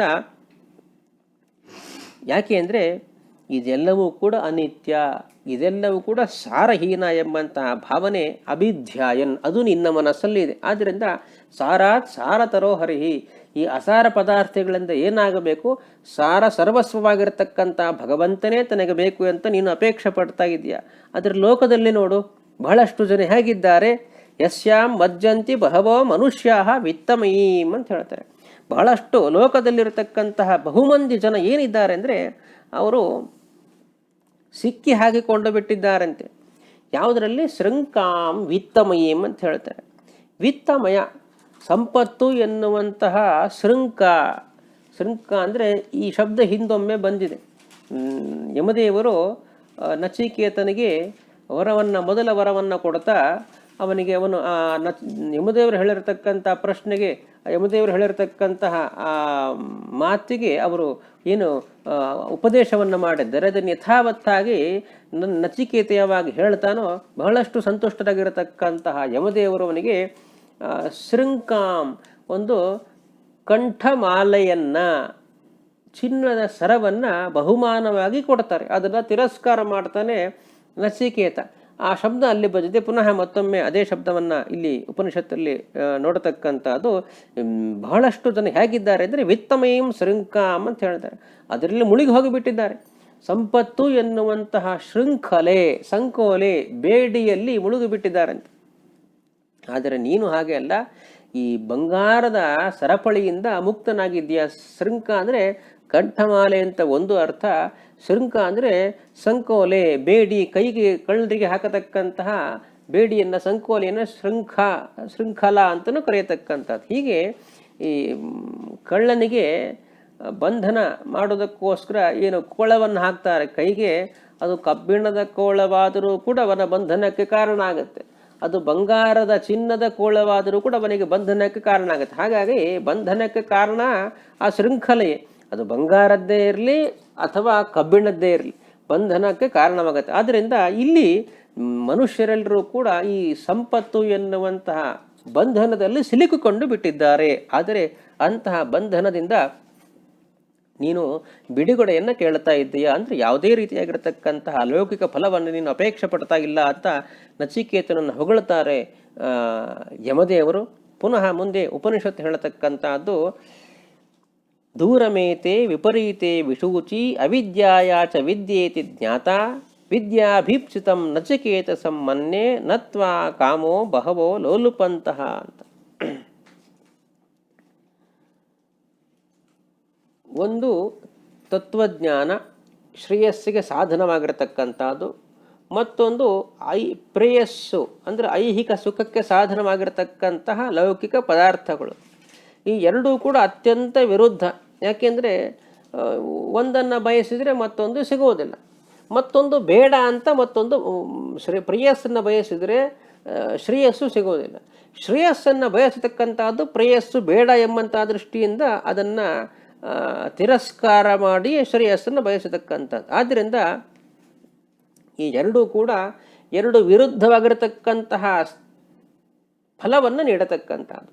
ಐಹಿಕ ಸುಖವನ್ನು ಅನುಭವಿಸಿ ಐಹಿಕ ಪದಾರ್ಥಗಳನ್ನು ಅಪೇಕ್ಷೆ ಪಟ್ಟರೆ ಆತ್ಯಂತಿಕ ಸುಖವನ್ನು ಕೊಡತಕ್ಕಂಥ ಮೋಕ್ಷ ಸಿಗುವುದಿಲ್ಲ. ಮೋಕ್ಷವನ್ನು ಬಯಸಿದರೆ ಅವನಿಗೆ ಐಹಿಕ ಸುಖ ಪದಾರ್ಥಗಳು ಯಾವುದೇ ರೀತಿಯಾಗಿರ್ತಕ್ಕಂಥ ಸುಖಕ್ಕೆ ಕಾರಣ ಆಗೋದಿಲ್ಲ. ಆದ್ದರಿಂದ ನಚಿಕೇತ, ನೀನು ತತ್ವಜ್ಞಾನವನ್ನೇ ಬಯಸ್ತಾ ಇದೆಯಾ ಎಂಬಂತಹ ವಿಷಯ ನನಗೆ ಗೊತ್ತಾಗಿದೆ. ಆದ್ದರಿಂದಲೇ ನಿನಗೆ ಯಾವುದೇ ರೀತಿಯಾಗಿರ್ತಕ್ಕಂತಹ ಲೌಕಿಕ ಪದಾರ್ಥಗಳು ನಿನಗೆ ಆಸೆಯನ್ನು ಉಂಟು ಮಾಡ್ತಾ ಇಲ್ಲ ಅಂತ ಯಮದೇವರು ಅವರನ್ನು ಹೊಗಳ್ತಾ ಆ ಜ್ಞಾನ ಮತ್ತು ಅಜ್ಞಾನ, ಶ್ರೇಯಸ್ಸು ಪ್ರೇಯಸ್ಸುಗಳಲ್ಲಿ ಇರತಕ್ಕಂತಹ ಒಂದು ವ್ಯತ್ಯಾಸವನ್ನು ತೋರಿಸಿಕೊಡ್ತಾ ಪುನಃ ಮುಂದೆ ಹೇಳ್ತಾರೆ. ಹಾಗೆ ಇದ್ದಾರೆ ಲೋಕದಲ್ಲಿ ಜನ ಅನ್ನುವುದನ್ನು ಹೇಳ್ತಾರೆ. ಅವಿದ್ಯಾಯಾಂ ಅಂತರೇ ವರ್ತಮಾನಾಃ ಸ್ವಯಂ ಧೀರಾಃ ಪಂಡಿತಂ ಮನ್ಯಮಾನಾಃ ದಂದ್ರಮ್ಯಮಾನಾಃ ಪರಿಯಂತಿ ಮೂಢಾಃ ಅಂಧೇನೈವ ನಿಯಮಾನ ಯಥಾಂಧಾಃ. ಒಳ್ಳೆಯ ದೃಷ್ಟಾಂತವನ್ನು ಕೊಟ್ಟು ಹೇಳ್ತಕ್ಕಂಥದ್ದು ಉಪನಿಷತ್ತು. ಅಂಧ ಅಂದರೆ ಕುರುಡ, ಕಣ್ಣಿಲ್ಲದೆ ಇರತಕ್ಕಂಥ ವ್ಯಕ್ತಿ. ಅವನಿಗೆ ಸ್ವತಃ ಕಣ್ಣು ಕಾಣಿಸುವುದಿಲ್ಲ, ಯಾವ ಮಾರ್ಗದಲ್ಲಿ ಹೋಗಬೇಕು ಅಂತಲೇ ಗೊತ್ತಿಲ್ಲ, ದಾರಿಯೂ ಕೂಡ ಗೊತ್ತಿಲ್ಲ. ದಾರಿ ತಿಳಿಯದೇ ಇರತಕ್ಕಂತಹ ಒಬ್ಬ ಕುರುಡ ತನ್ನಂತೆ ಇರತಕ್ಕಂತಹ ಅನೇಕ ಅಂಧರಿಗೆ, ಕುರುಡರಿಗೆ ಏನು ಮಾರ್ಗದರ್ಶನವನ್ನು ಮಾಡ್ತಾನೆ? ಬನ್ನಿ ನಾನು ಕರ್ಕೊಂಡು ಹೋಗ್ತೇನೆ ಅಂತ, ಈ ದಾರಿಯಲ್ಲಿ ಕರ್ಕೊಂಡು ಹೋಗ್ತೇನೆ ಅಂತ ಯಾರು ಹೇಳಬೇಕು? ಕಣ್ಣಿರತಕ್ಕಂಥ ವ್ಯಕ್ತಿ ಇಲ್ಲದೆ ಇರತಕ್ಕಂಥವರಿಗೆ ಈ ದಾರಿಯಲ್ಲಿ ನಾನು ಕರ್ಕೊಂಡು ಹೋಗ್ತೇನೆ ಬನ್ನಿ ಅಂತ ತೋರಿಸಿ ಕರ್ಕೊಂಡು ಹೋಗಬೇಕು. ಎಲ್ಲರೂ ಕುರುಡರೇ ಆದರೆ ಒಬ್ಬ ಕುರುಡ ಮತ್ತೊಬ್ಬ ಕುರುಡನಿಗೆ ದಾರಿ ತೋರಿಸತಕ್ಕಂಥದ್ದು ಸಾಧ್ಯವೋ? ಅಂಧೇನೇವ ನಿಯಮಾನ ಯಥಾ ಅಂತ ಈ ದೃಷ್ಟಾಂತವನ್ನು ಕೊಟ್ಟು ಹೇಳ್ತಕ್ಕಂಥದ್ದು ಏನು ಅಂದರೆ, ಲೋಕದಲ್ಲಿ ಇರತಕ್ಕಂತಹ ಮನುಷ್ಯರು ಹೇಗಿದ್ದಾರೆ ಅಂದರೆ, ಭಗವಂತನ ಲೋಕವನ್ನು ಕೊಡತಕ್ಕಂತಹ ಜ್ಞಾನ ತತ್ವಜ್ಞಾನವನ್ನು ಬಿಟ್ಟು ಕೇವಲ ಐಹಿಕ ಸುಖವನ್ನು ಕೊಡತಕ್ಕಂತಹ ಆ ಐಹಿಕ ಪದಾರ್ಥಗಳ ನಡುವೆ ಆ ಶೃಂಖಲೆಯಲ್ಲಿ ತಾವು ಸಿಲುಕಿಕೊಂಡು ಬಿಡ್ತಾರೆ. ಸಿಲುಕಿಕೊಂಡು ಅಷ್ಟೇ ಅಲ್ಲ, ಇದೇ ನಿಜವಾಗಿರತಕ್ಕಂತಹ ಸುಖ, ಈ ಪದಾರ್ಥಗಳಿಂದಲೇ ಸುಖ ಸಿಗತಕ್ಕಂಥದ್ದು, ಈ ಪದಾರ್ಥಗಳನ್ನು ಬಿಟ್ಟರೆ ಬೇರೆ ಯಾವುದರಿಂದಲೂ ಕೂಡ ಸುಖ ಎನ್ನುವಂಥದ್ದು ಸಿಗುವುದೇ ಇಲ್ಲ. ಹಾಗಾಗಿ ಇದನ್ನು ಬಿಟ್ಟರೆ ಬೇರೆ ಸುಖ ಅಂತ ಮತ್ತೊಂದು ಇಲ್ಲವೇ ಇಲ್ಲ. ಕಣ್ಣಿಗೆ ಕಾಣದೇ ಇರತಕ್ಕಂತಹ ಪದಾರ್ಥ ಅಥವಾ ಕಣ್ಣಿಗೆ ಕಾಣದೇ ಇರತಕ್ಕಂತಹ ಭಗವಂತನಾಗಲಿ, ಕಣ್ಣಿಗೆ ಕಾಣದೇ ಇರತಕ್ಕಂತಹ ಲೋಕವಾಗಲಿ, ಆ ಲೋಕದಲ್ಲಿ ಸುಖ ಎನ್ನುವಂಥದ್ದು ಇದ್ಯಾವುದು ಸರ್ವಥಾ ಇಲ್ಲ ಅಂತ ತಾವೂ ಕೂಡ ತಿಳಿದುಕೊಂಡು ಸ್ವಯಂ ಧೀರಾಹ, ತಾವೇ ಬುದ್ಧಿವಂತರು, ಸ್ವಯಂ ಪಂಡಿತಂ ಮನ್ಯಮಾನಃ, ತಾವೇ ಜ್ಞಾನಿಗಳು ಅಂತ ಹೀಗೆ ಏನು ಮಾಡ್ತಾರೆ ಮನುಷ್ಯರು, ಅಜ್ಞಾನಿಗಳಾಗಿರ್ತಕ್ಕಂಥ ಮನುಷ್ಯರು ಈ ಐಹಿಕ ಪದಾರ್ಥಗಳಲ್ಲಿ ಸಂಚಾರ ಮಾಡ್ತಾ ಇರ್ತಾರೆ, ಅವುಗಳಲ್ಲೇ ತಿರುಗ್ತಾ ಇರ್ತಾರೆ. ಪರ್ಯಂತಿ ಮೂಢಾಹ. ಅದರಿಂದ ಅದರ ಎಫೆಕ್ಟ್ ಏನು, ಅದರ ಪರಿಣಾಮ ಏನು ಅಂದರೆ, ಐಹಿಕ ಸುಖಕ್ಕೋಸ್ಕರ ಐಹಿಕ ಪದಾರ್ಥಗಳ ಅಪೇಕ್ಷೆ, ಅವುಗಳ ಆ ಸಾಧನೆಯಲ್ಲಿ ತಮ್ಮ ಇಡೀ ಆಯುಷ್ಯವನ್ನು ಕಳೀತಾರೆ. ತದನಂತರದಲ್ಲಿ ಏನಾಗುತ್ತೆ ಅಂದರೆ, ಅವರು ನನಗೆ ಬಹಳಷ್ಟು ಇಷ್ಟ ಆಗ್ತಾರೆ, ಅವರೆಲ್ಲರೂ ಕೂಡ ನನ್ನ ಹತ್ರ ಬರ್ತಾರೆ ಅಂತ ಯಮ ಮುಂದೆ ಹೇಳ್ತಾನೆ. ಯಾಕೆಂದರೆ ಐಹಿಕ ಸುಖಕ್ಕೋಸ್ಕರ ಕಷ್ಟಪಡತಕ್ಕಂಥದ್ದು, ಸುಖ ಸಿಕ್ಕಿದ ಮೇಲೆ ಅದನ್ನು ಉಳಿಸಿಕೊಳ್ಳೋದಕ್ಕೆ ಬಹಳಷ್ಟು ಕಷ್ಟಪಡ್ತಕ್ಕಂಥದ್ದು, ಅಷ್ಟೊತ್ತಿಗೆ ಆಯುಷ್ಯ ಮುಗಿದೋಗುತ್ತೆ. ಕೊನೆಗೆ ಏನಾಗ್ತಾರೆ, ಭಗವಂತನ ತತ್ವಜ್ಞಾನವನ್ನು ಕೈ ಬಿಟ್ಟದ್ದರಿಂದ ಅವರಿಗೆ ನರಕ ಆದಿ ಅನರ್ಥ ಆಗುತ್ತೆ. ನರಕದಲ್ಲಿ ಪುನಃ ಶಿಕ್ಷೆಯನ್ನು ಅನುಭವಿಸ್ತಾರೆ. ಶಿಕ್ಷೆಯನ್ನು ಅನುಭವಿಸಿ ಪುನಃ ಭೂಲೋಕಕ್ಕೆ ಬರ್ತಾರೆ, ಇಲ್ಲಿ ಜನಿಸ್ತಾರೆ, ಪುನಃ ಕರ್ಮಗಳನ್ನು ಮಾಡ್ತಾರೆ. ಆ ಕರ್ಮದ ಫಲವನ್ನು ಅನುಭವಿಸೋದಕ್ಕೋಸ್ಕರ ಪುನಃ ಸ್ವರ್ಗವೋ ನರಕವೋ ತೆರಳ್ತಾರೆ. ಹೀಗೆ ಸ್ವರ್ಗ, ನರಕ, ಭೂ ಇದರಲ್ಲೇ ತಿರುಗತಕ್ಕಂಥದ್ದು ಇಂತಹ ಮನುಷ್ಯರು ಅಂತ ಅದನ್ನು ಪಂಡಿತಾಚಾರ್ಯರು ವರ್ಣನೆ ಮಾಡಿದಾಗ ತ್ರಿದಿವ ನಿರಯ ಭೂ ಗೋಚರಾನ್ ನಿತ್ಯಬದ್ಧಾನ್ ಅಂತ ಹೇಳ್ತಾರೆ. ಹೀಗೆ ಮನುಷ್ಯರು ಭೂಲೋಕದಲ್ಲಿ ಸ್ವತಃ ತಾವೇ ಬುದ್ಧಿವಂತರು, ತಾವೇ ಜ್ಞಾನಿಗಳು ಅಂತ ತಿಳಿದುಕೊಂಡು ಐಹಿಕ ಸುಖಕ್ಕೋಸ್ಕರ ಐಹಿಕ ಫಲಗಳನ್ನೇ, ಐಹಿಕ ಸುಖ ಸಾಧನೆಗಳನ್ನೇ ಅದರಲ್ಲೇ ಮುಳುಗಿ ಹೋಗಿ ನರಕಾದಿ ಅನರ್ಥಗಳನ್ನು ಕೂಡ ಅನುಭವಿಸತಕ್ಕಂಥದ್ದು. ಆದ್ದರಿಂದ ನಚಿಕೇತ, ನೀನು ಜ್ಞಾನಿಯಾಗಿರತಕ್ಕಂಥವನು ಐಹಿಕ ಸುಖ ಸಾಧನೆಗಳನ್ನು ಯಾವುದನ್ನು ಕೂಡ ಅಪೇಕ್ಷೆ ಪಡ್ತಾ ಇಲ್ಲ ಅಂತ ಅವನನ್ನು ಹೊಗಳ್ತಾ ಪುನಃ ಮುಂದೆ ಹೇಳ್ತಾರೆ ಯಮದೇವರು, ನ ಸಾಂಪರಾಯ ಪ್ರತಿಭಾತಿ ಬಾಲಂ ಪ್ರಮಾದ್ಯಂತಂ ವಿತ್ತ ಮೋಹೇನ ಮೂಢಂ ಅಯಂ ಲೋಕೋ ನಾಸ್ತಿ ಪರ ಇತಿ ಮಾನಿ ಪುನಃ ಪುನರ್ವಶಮಾಪದ್ಯತೆ ಮೇ. ಬಾಲಂ ಸಾಂಪರಾಯ ನ ಪ್ರತಿಭಾತಿ ಅಂತ ಬಾಲ ಅಂತ ಹೇಳ್ತಾರೆ. ಬಾಲ ಅಂದರೆ ಚಿಕ್ಕ ಹುಡುಗ, ಬಾಲಕ ಅಂತಲ್ಲ, ಚಿಕ್ಕ ಹುಡುಗನಂತೆ ಇರತಕ್ಕಂತಹವರು ಅಂತ ಅರ್ಥ. ಬಾಲ ಅಂದರೆ ಬಾಲಕ, ಚಿಕ್ಕ ಮಗುವಿಗೆ ಯಾವುದೇ ರೀತಿಯಾಗಿರ್ತಕ್ಕಂತಹ ಜ್ಞಾನ ಇರುವುದಿಲ್ಲ. ಯಾವುದು ಒಳ್ಳೆಯದು, ಯಾವುದು ಕೆಟ್ಟದು, ಯಾವುದೇ ರೀತಿಯಾಗಿರ್ತಕ್ಕಂತಹ ಜ್ಞಾನ ಇಲ್ಲದೆ ಇರತಕ್ಕಂತಹ ಬಾಲಕ ಅಂದರೆ ಅಜ್ಞಾನಿ ಅಂತ ಅರ್ಥ. ಒಂದು ರೀತಿಯಲ್ಲಿ ಬೆಂಕಿ ಸುಡುತ್ತೇ ಇಲ್ಲೋ ಎನ್ನುವಂತಹ ಜ್ಞಾನ ಇಲ್ಲದೆ ಇರತಕ್ಕಂಥ ಮಗು ಬೆಂಕಿಯನ್ನು ಮುಟ್ಟುತ್ತೆ, ಅದರಿಂದ ಏನಾಗುತ್ತೆ, ಅದರ ಶಿಕ್ಷೆಯನ್ನು ಅನುಭವಿಸುತ್ತೆ. ಅದೇ ರೀತಿ ಅಜ್ಞಾನಿಯಾಗಿರತಕ್ಕಂತಹ ಮನುಷ್ಯ, ಅಜ್ಞಾನಿಯಾಗಿರತಕ್ಕಂತಹ ಜೀವ ಯಾಕೆ ಆ ರೀತಿಯಾಗಿರ್ತಕ್ಕಂಥ ಅಜ್ಞಾನ ಅವನಿಗಿದೆ ಅಂದರೆ ಅದನ್ನು ಹೇಳುತ್ತೆ ಉಪನಿಷತ್ತು, ವಿತ್ಯ ಮೋಹೇನ ಮೂಢಂ ಅಂತ ಹೇಳ್ತಾರೆ. ಅವನಿಗೆ ಮೋಹ, ಅತಿಯಾಗಿರ್ತಕ್ಕಂತಹ ಪ್ರೀತಿ, ಅತಿಯಾಗಿರ್ತಕ್ಕಂತಹ ಆಸೆ. ಎಲ್ಲಿ ಆಸೆ ಅಂದರೆ ವಿತ್ತ ಅಂತ ಹೇಳ್ತಾರೆ. ಸಂಪತ್ತು ಅಂದರೆ ಕೇವಲ ದುಡ್ಡು ಮಾತ್ರ ಸಂಪತ್ತು ಅಲ್ಲ, ಐಹಿಕ ಸುಖವನ್ನು ಕೊಡತಕ್ಕಂಥ ಎಲ್ಲವೂ ಕೂಡ, ದುಡ್ಡು ಕೂಡ ಸಂಪತ್ತು, ಐಹಿಕ ಸುಖವನ್ನು ಕೊಡತಕ್ಕಂಥ ಧನ, ಕನಕ, ವನಿತ ಪ್ರತಿಯೊಂದು ಕೂಡ ಸಂಪತ್ತು ಅಂತ ಅನ್ನಿಸಿಕೊಳ್ಳುತ್ತೆ. ಹಾಗಾಗಿ ವಿತ್ತ ಮೋಹ, ಅಂತಹ ಸಂಪತ್ತಿನ ಮೇಲೆ, ಐಹಿಕ ಸುಖ ಸಾಧನವಾಗಿರತಕ್ಕಂತಹ ಸಂಪತ್ತಿನ ಮೇಲೆ ಅವನಿಗೆ ಅತಿಯಾಗಿರತಕ್ಕಂತಹ ವ್ಯಾಮೋಹ ಇದ್ದದ್ರಿಂದ, ಮೋಹ ಇದ್ದದ್ರಿಂದ ಅವನು ಮೂಢ ಅಂತ ಅನಿಸಿಕೊಂಡಿದ್ದಾನೆ, ಅಜ್ಞಾನಿ ಅಂತ ಅನಿಸಿಕೊಂಡಿದ್ದಾನೆ, ತಿಳಿಗೇಡಿ ಅಂತ ಅನಿಸಿಕೊಳ್ಳುತ್ತಾನೆ, ಬುದ್ಧಿಹೀನ ಅಂತ ಕರೀತಾರೆ. ಇಂತಹ ಬಾಲ ನಂತೆ ಇರತಕ್ಕಂತಹ ಆ ಮನುಷ್ಯ ನ ಸಾಂಪರಾಯಂ ಪ್ರತಿಭಾತಿ, ಅವನಿಗೆ ಏನು ಕಾಣಿಸೋದಿಲ್ಲ ಅಂದರೆ ಅವನಿಗೆ ಹೊಳೆಯೋದೇ ಇಲ್ಲ ಅಂತ. ಅಯ್ಯೋ, ಇದಕ್ಕಿಂತಲೂ ಕೂಡ ವಿಶಿಷ್ಟವಾಗಿರತಕ್ಕಂತಹ, ಇದಕ್ಕಿಂತಲೂ ಕೂಡ ಅತ್ಯಂತ ಶ್ರೇಷ್ಠವಾಗಿರತಕ್ಕಂತಹ ಮತ್ತೊಂದು ಸುಖ ಅಂತ ಇದೆ, ಆ ಸುಖವನ್ನು ಕೊಡತಕ್ಕಂತಹ ಸಾಧನ ಬೇರೊಂದು ಇದೆ ಅಂತ ಅವನಿಗೆ ತಲೆಗೆ ಹೊಳೆಯೋದಿಲ್ಲ ಅಂತ. ಅಷ್ಟು ಅಜ್ಞಾನಿಯಾಗಿರತಕ್ಕಂಥವನು ಅವನು. ಯಾಕೆ ಅಂದರೆ ಮುಳುಗಿ ಬಿಟ್ಟಿದ್ದಾನೆ ಸಂಪತ್ತಿನ ಆ ಸುಖ ಸಂಪತ್ತಿನ ಒಳಗೆ ಅಂತ ಹೇಳ್ತಾರೆ. ನ ಸಾಂಪರಾಯ ಪ್ರತಿಪಾತಿ. ಸಾಂಪರಾಯ ಅಂದರೆ ಸಮ್ಯಕ್ ಪರಸ್ಮಿನ್ ಅಯನಂ ಅಂತಾರೆ. ಸರ್ವೋತ್ತಮನಾಗಿರ್ತಕ್ಕಂಥ ಭಗವಂತ ಎಲ್ಲಿ ಇದ್ದಾನೆ, ಸರ್ವೋತ್ತಮನಾಗಿರ್ತಕ್ಕಂಥ ಭಗವಂತ ಯಾವುದಕ್ಕೆ ಆಶ್ರಯನಾಗಿದ್ದಾನೆ, ಅದು ಸಾಂಪರಾಯ ಅಂದರೆ ಮೋಕ್ಷ. ಅವನಿಗೆ ಮೋಕ್ಷವಾಗಲಿ, ಮೋಕ್ಷ ಸುಖ ಸಾಧನವಾಗಿರ್ತಕ್ಕಂಥ ಭಗವಂತನ ತತ್ವಜ್ಞಾನವಾಗಲಿ ಇದು ಯಾವುದೂ ಕೂಡ ಅವನಿಗೆ ಹೊಳೆಯುವುದೇ ಇಲ್ಲ. ಆದ್ದರಿಂದ ಅವನ ಬುದ್ಧಿ ಹೇಗಿರುತ್ತೆ ಅಂದರೆ ಅಯಂ ಲೋಕಃ, ನನ್ನ ಕಣ್ಣ ಮುಂದೆ ಏನಿದೆ, ನನ್ನ ಕಣ್ಣಿಗೆ ಪ್ರತ್ಯಕ್ಷವಾಗಿ ಏನು ಕಾಣ್ತಾ ಇದೆ, ಇದು ಒಂದೇ ಇರತಕ್ಕಂಥದ್ದು, ಶಾಶ್ವತವಾಗಿರತಕ್ಕಂಥದ್ದು ಅಂದರೆ ಇದು ಒಂದೇ. ಕಣ್ಣಿಗೆ ಕಾಣುವುದು ಮಾತ್ರ ಸತ್ಯ, ಕಣ್ಣಿಗೆ ಕಾಣಿಸತಕ್ಕಂಥದ್ದು ಮಾತ್ರ ಶಾಶ್ವತ. ಇದು ಬಿಟ್ಟರೆ ಇದಕ್ಕಿಂತ ಭಿನ್ನವಾಗಿರತಕ್ಕಂಥದ್ದು ಅಂದರೆ ಕಣ್ಣಿಗೆ ಕಾಣಿಸದೇ ಇರತಕ್ಕಂಥ ಮತ್ತೊಂದು ಪದಾರ್ಥವೇ ಇಲ್ಲ. ಕಣ್ಣಿಗೆ ಕಾಣಿಸದೇ ಇರತಕ್ಕಂತಹ ಪರಲೋಕ ಎನ್ನುವಂಥದ್ದು ಸರ್ವಥಾ ಇಲ್ಲ. ಆದ್ದರಿಂದ ಇದು ನಾಸ್ತಿಕ್ಯವಾದ. ಆದ್ದರಿಂದ ಪ್ರತ್ಯಕ್ಷ ಒಂದೇ ಸತ್ಯ, ಕಣ್ಣಿಗೆ ಕಾಣಿಸತಕ್ಕಂಥದ್ದು ಮಾತ್ರ ಸತ್ಯ, ಕಣ್ಣಿಗೆ ಕಾಣಿಸದೇ ಇರತಕ್ಕಂಥ ಬೇರೆ ಯಾವುದೂ ಕೂಡ ಇಲ್ಲವೇ ಇಲ್ಲ ಎಂಬಂಥ ಭಾವನೆ ಆ ಬುದ್ಧಿಹೀನನಾಗಿರತಕ್ಕಂಥ ಅಜ್ಞಾನಿ ಮನುಷ್ಯನಲ್ಲಿ ಇರುತ್ತೆ. ಅದರ ಫಲ ಏನು ಅಂದರೆ ಆ ರೀತಿಯಾಗಿರತಕ್ಕಂಥ ಐಹಿಕ ಪದಾರ್ಥಗಳ ಹಿಂದೆ ಬಿದ್ದಿರತಕ್ಕಂಥ ಮನುಷ್ಯ ಪುನಃ ವಶಮಾಪದ್ಯತೇಮೆ. ಹಾಗೆ ಮತ್ತೆ ಅವನು ನನ್ನ ಹತ್ತಿರ ಬರ್ತಾನೆ ಅಂತ ಯಮದೇವರು ಹೇಳ್ತಾರೆ. ಮತ್ತೆ ನನ್ನ ಹತ್ತಿರ ಬರ್ತಾನೆ ಅಂದರೆ ಪುನಃ ಅವನು ಕರ್ಮಗಳನ್ನು ಮಾಡ್ತಾನೆ, ಕರ್ಮ ಸುಖವನ್ನು ಅನುಭವಿಸ್ತಾನೆ.